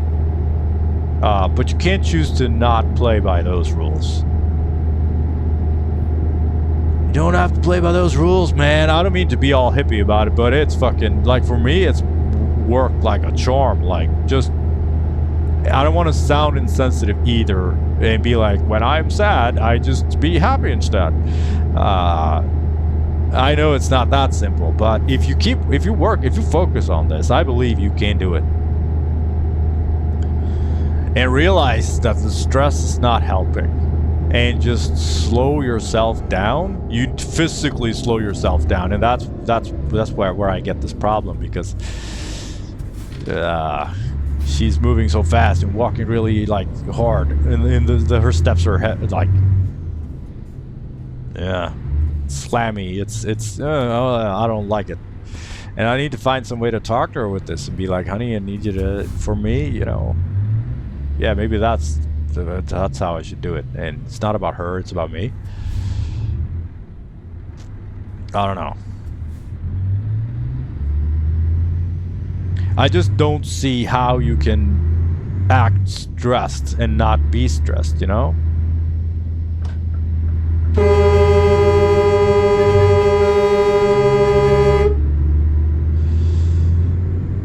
We got ourselves a detour, I think. Or it's just, yeah, no, we have ourselves fire.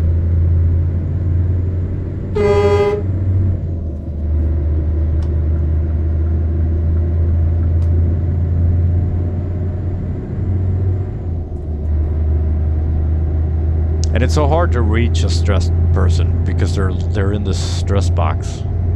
It's a shit box to be in. And also I get stuck in this situation where I don't wanna bring up the bad things when we're in a good place, you know?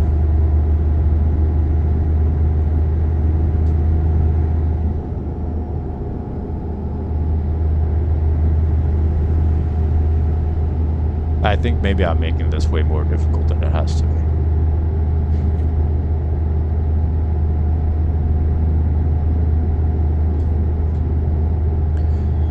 All right, let's take another question. I thought this one was interesting.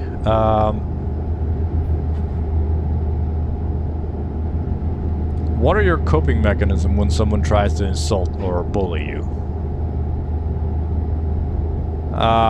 And I don't really have any coping mechanism because there's not really anything to cope with. I don't get into this situation very often, but of course, you know, it happens.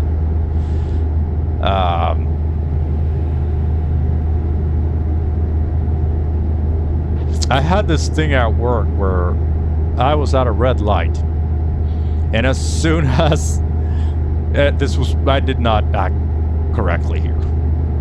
As soon as the light turned green, this guy behind me honked the fucking car, like, and for like, I'm a little ashamed of this, but I had a moment of darkness because he was angrily overtaking. You know how someone gets? He was all fucking angry, and you know, what I should have done is just give him a wave, like, sorry, because who cares? Like, he's angry, he's honking, he's stressed. It's not gonna help if I flip him off. But that's what I did, and that didn't make the situation any better at all. And I know this, but you know, sometimes, you know, I'm not the perfect person. And immediately I regretted it because I don't want to antagonize someone who is upset. It doesn't, you know, it doesn't make anything better. I know he's not upset with me personally because the guy, he doesn't know me, so he can't be, you know, he's stressed. He's angry about other things. Doesn't have anything to do with me. Anyway, so he was driving recklessly. He almost crashed into a fucking bus because he was so fucking angry because his ego couldn't take, you know, the flipping of the bird. And he even called my company and he laid it down thick, like insults were flying. And the guy who picked up the phone was like, he did not like that. And I'm like, well, you know, yeah, I suppose not.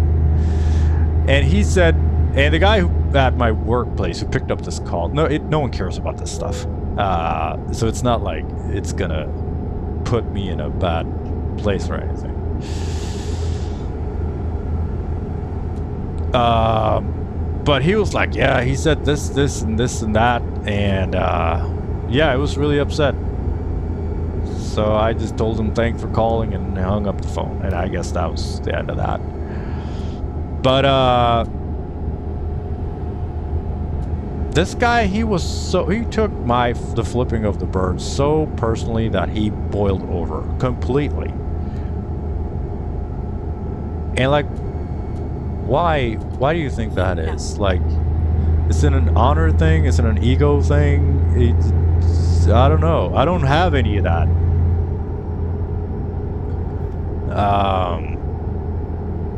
Because the things he said, they don't land anywhere. And if someone insults me for any reason, like I said, not that people do, because I try to be I try to be a, you know, I try to be a good person. Obviously, I don't always succeed, but I try. But of course, people throw insults at each other for no good reason. And it rarely does it land. Sometimes, I mean, I know people who are. Oh, sorry, it wasn't even a cop. I just. Sorry. I mean, I know some people who are not very nice. They are manipulative. They are, rude. But it doesn't. There's nothing for me to cope with because it doesn't. Like I said, it doesn't land anywhere. It doesn't stick. It's on their part. It's all on their end. I feel like this is like a childish point of view where it's like, what do you do if someone insults you? Like, you do nothing. You don't respond. Like, why would you? Because anger leads to hate, and hate leads to suffering, like Yoda once said.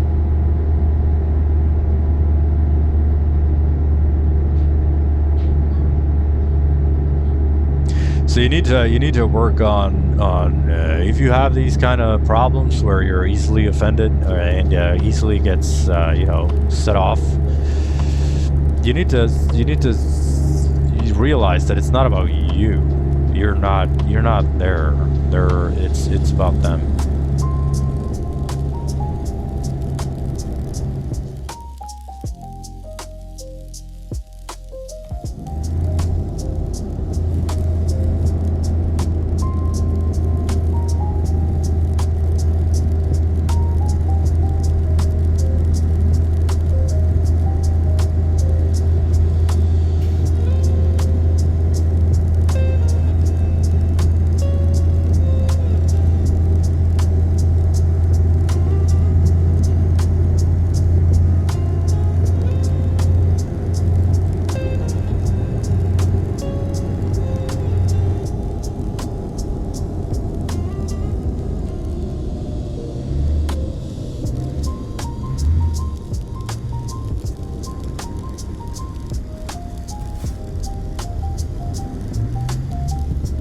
Coming up on the last 10 minutes of this stretch, this job.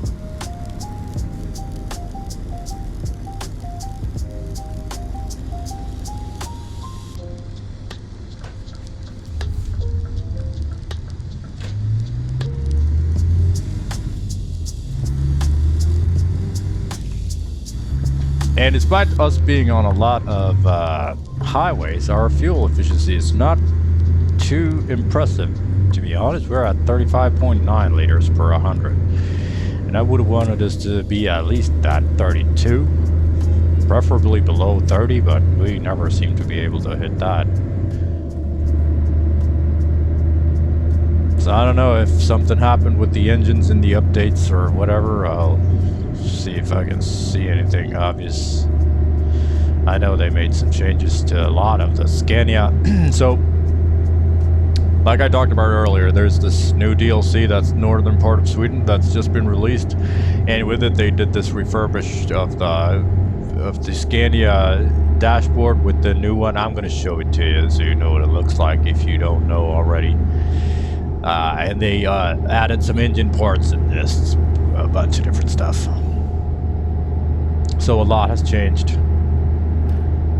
And so did our fuel economy, because we're creeping up on 40 almost. We're 36.1 now, and that's like worse than ever. And we're only carrying 19 tons of tomatoes, so I don't know. I haven't been that heavy on the gas, even though, well, we did go through France where the speed limit was 90, but I think I kept it below 90 for the most part. So I don't really know. We'll see. We'll see what we kind of figure out.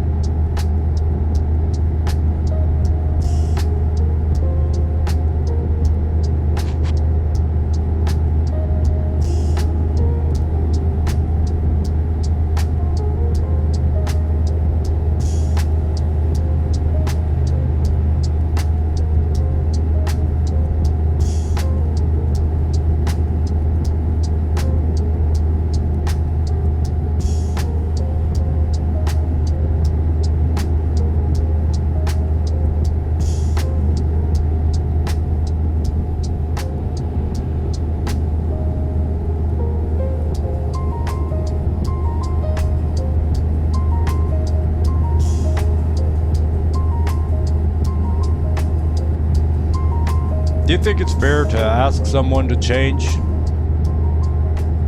Or rather, do you think it's alright to tell someone that you wish that they had a trait that they don't? The reason I ask is, I have a colleague and who's my best friend. She's got this, I don't know, there's something about her that makes me feel very safe with her. I'm like, we talk a lot during the days at work, like on the phone. We don't work together that much, but so we have a lot of open conversations about everything, like high and low. And I really feel that I can tell her anything, and she can tell. God knows, she tells me everything. I've never been with someone who posts no judgment like she does. Like, I feel completely safe when I talk to her about my life and stuff. So we got this really nice friendship.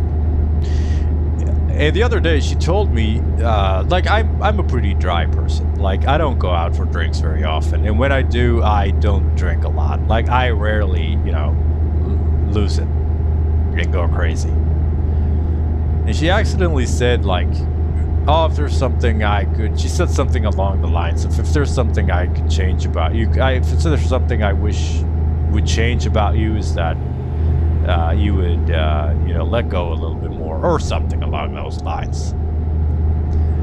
And like, I know that I am pretty, like, I'm like a train. Like I said, and I keep coming back to this. Autism is a spectrum, and one of my shades is that I like, stability, predictability. So I'm like this. I'm pretty boring, Rarely do I ever go crazy with drinks and do crazy things, and I know that she kind of would enjoy that. However, it's not who I am. And so she said this, and I don't mind her saying this, because I don't mind if people who know me, I mean, of course they're gonna want me to have traits that I don't. No one is perfect, obviously, and I know that I am, like, I have probably more flaws than anything else. Like, I know this, and it's part of being, like, human. And I think that in a friendship, I expect her to feel that she can tell me anything, and I expect me to be able to tell her anything, like a friend. I don't want to be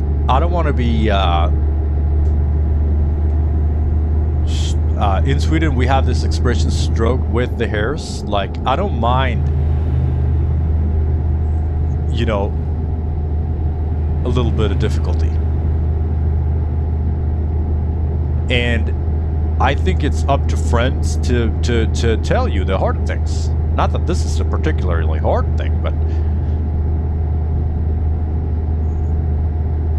when she said that, she started really apologizing, and I could tell that she felt really, really bad, which I don't want her to do at all. Like, because I don't mind if she says that. I wish that you did this or that. I don't find it offensive. I don't find it as a complaint on who I am as a person. It is just,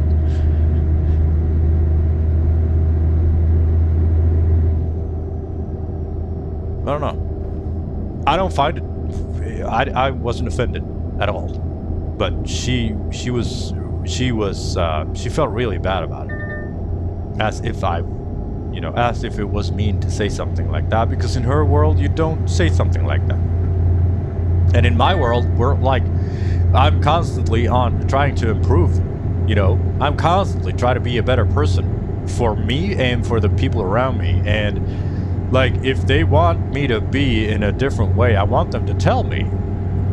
Because if I am able to change in that way, I want to change And in then that way. turn And if I right. can't, then I'll tell them why I can't. And it'll be less of an issue because we Turn would have right. talked about it. I get her perspective. I just don't share it.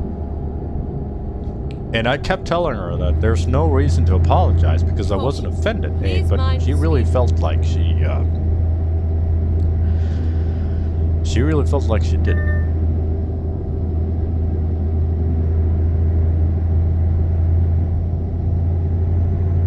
Caution. Please watch the speed limit.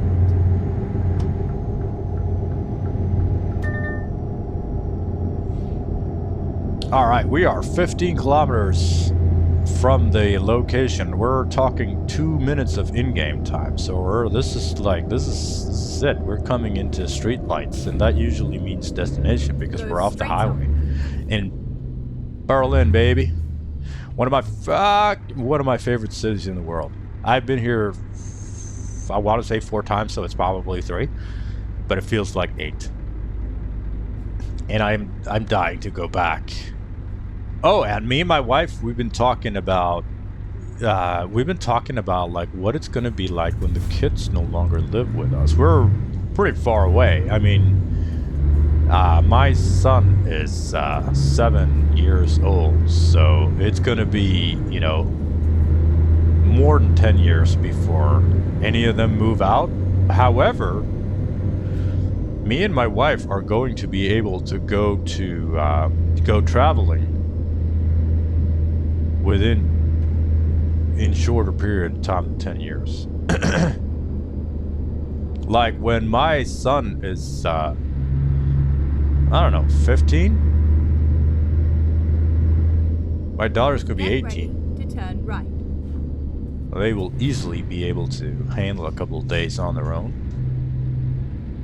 the way things are going. Turn right.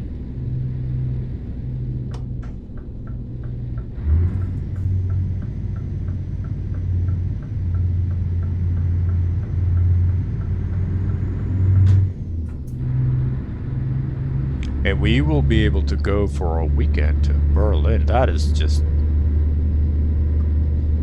insane to imagine that soon. Excuse me. Soon we're gonna be able to do those kinds of things that we haven't been able to do since we got kids because, well, we got kids.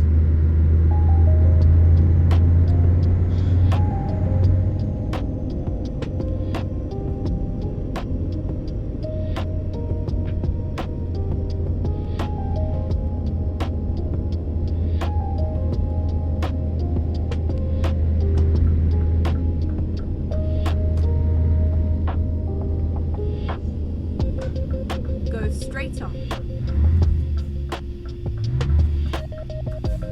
You know what I think we're gonna do? I think we're gonna work out for Berlin. From Berlin until the Nordic Horizons expansion works with the mods. I want to see more. Hold on, I'm not gonna turn left here. I'm going on the next one. Hey, I've been here. And then turn left. And one of the last times we went to... Left. Oh, I know this. I know this. Oh, shit. Oh. I know this. I've been here. This place. Oh, that's cool. They reworked this. I haven't visited this since they did their rework of it. This is cool. So I think we're gonna base out of Berlin. And we're not going to go very far, so we get to go back and forth, kind of like how we did with the recent, maybe not for 8 or 12 jobs or whatever, whatever we did recently. But, yeah, I think we're going to do that. I'm going to ask for a contract. And we'll do some Berlin operations.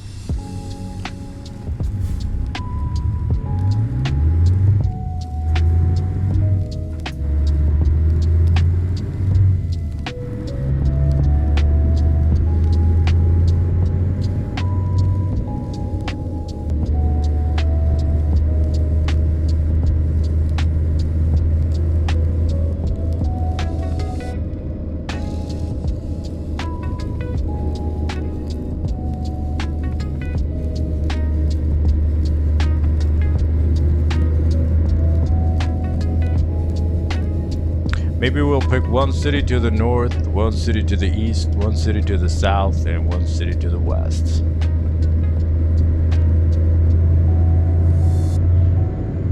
Or we'll just ask for a contract, any contract, and we'll see kind of where we end up.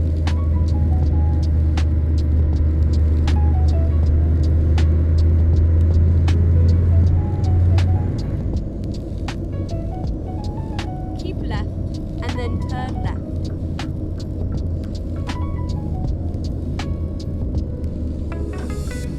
Turn left.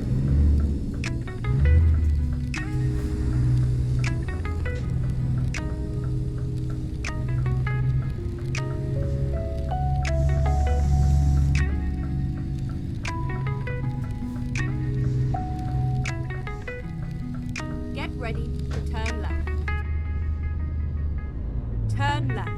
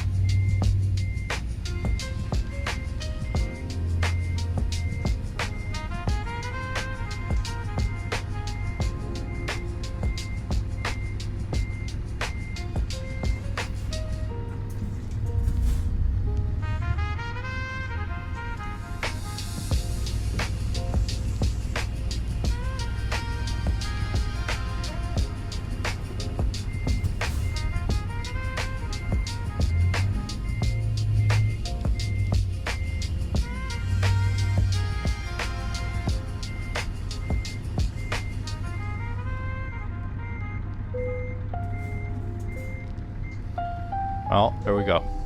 It's unloaded. All right. 2,735 kilometers. 35.5 liters per 100. So not good. I'm not happy with this. I'm going to look into it. 2 hours and 22 minutes. So we went for another long one. Went from Badajoz to Berlin in the beautiful Scania Est with 19 tons of tomatoes. Plan was 2,538. Real was 2,735. We got tollgate, find and find. This was when I was shooting the external footage, and this was the red light. So income was 62,708. Credit taxes was 9 something. Other cost was 888 credits. That would be what do you think this is? Fines, ferries, trains, stuff like that. Fuel cost was 1,698, so pretty expensive. Revenue was 50,715. Delivery rating was 4 out of 5 stars. 5 out of 5 for damage, 5 out of 5 for distance, 3 out of 5 for fines, because obviously there was some. Fuel economy was 5 out of 5 stars, even though we went 35.5 liters per 100, so alright. Mass was, of course, we got 1,076 hardcore points. Mass was 6.6, distance was 1.94, 094. Fines was minus 10, of course. Damage was 0. Fuel economy was minus 14.2. Hard parking bonus was 0. And as always, thank you for taking the time with this. It means a lot to me, and I really do appreciate it. And take care of yourself. You are important. You need to last for a long time. Bye.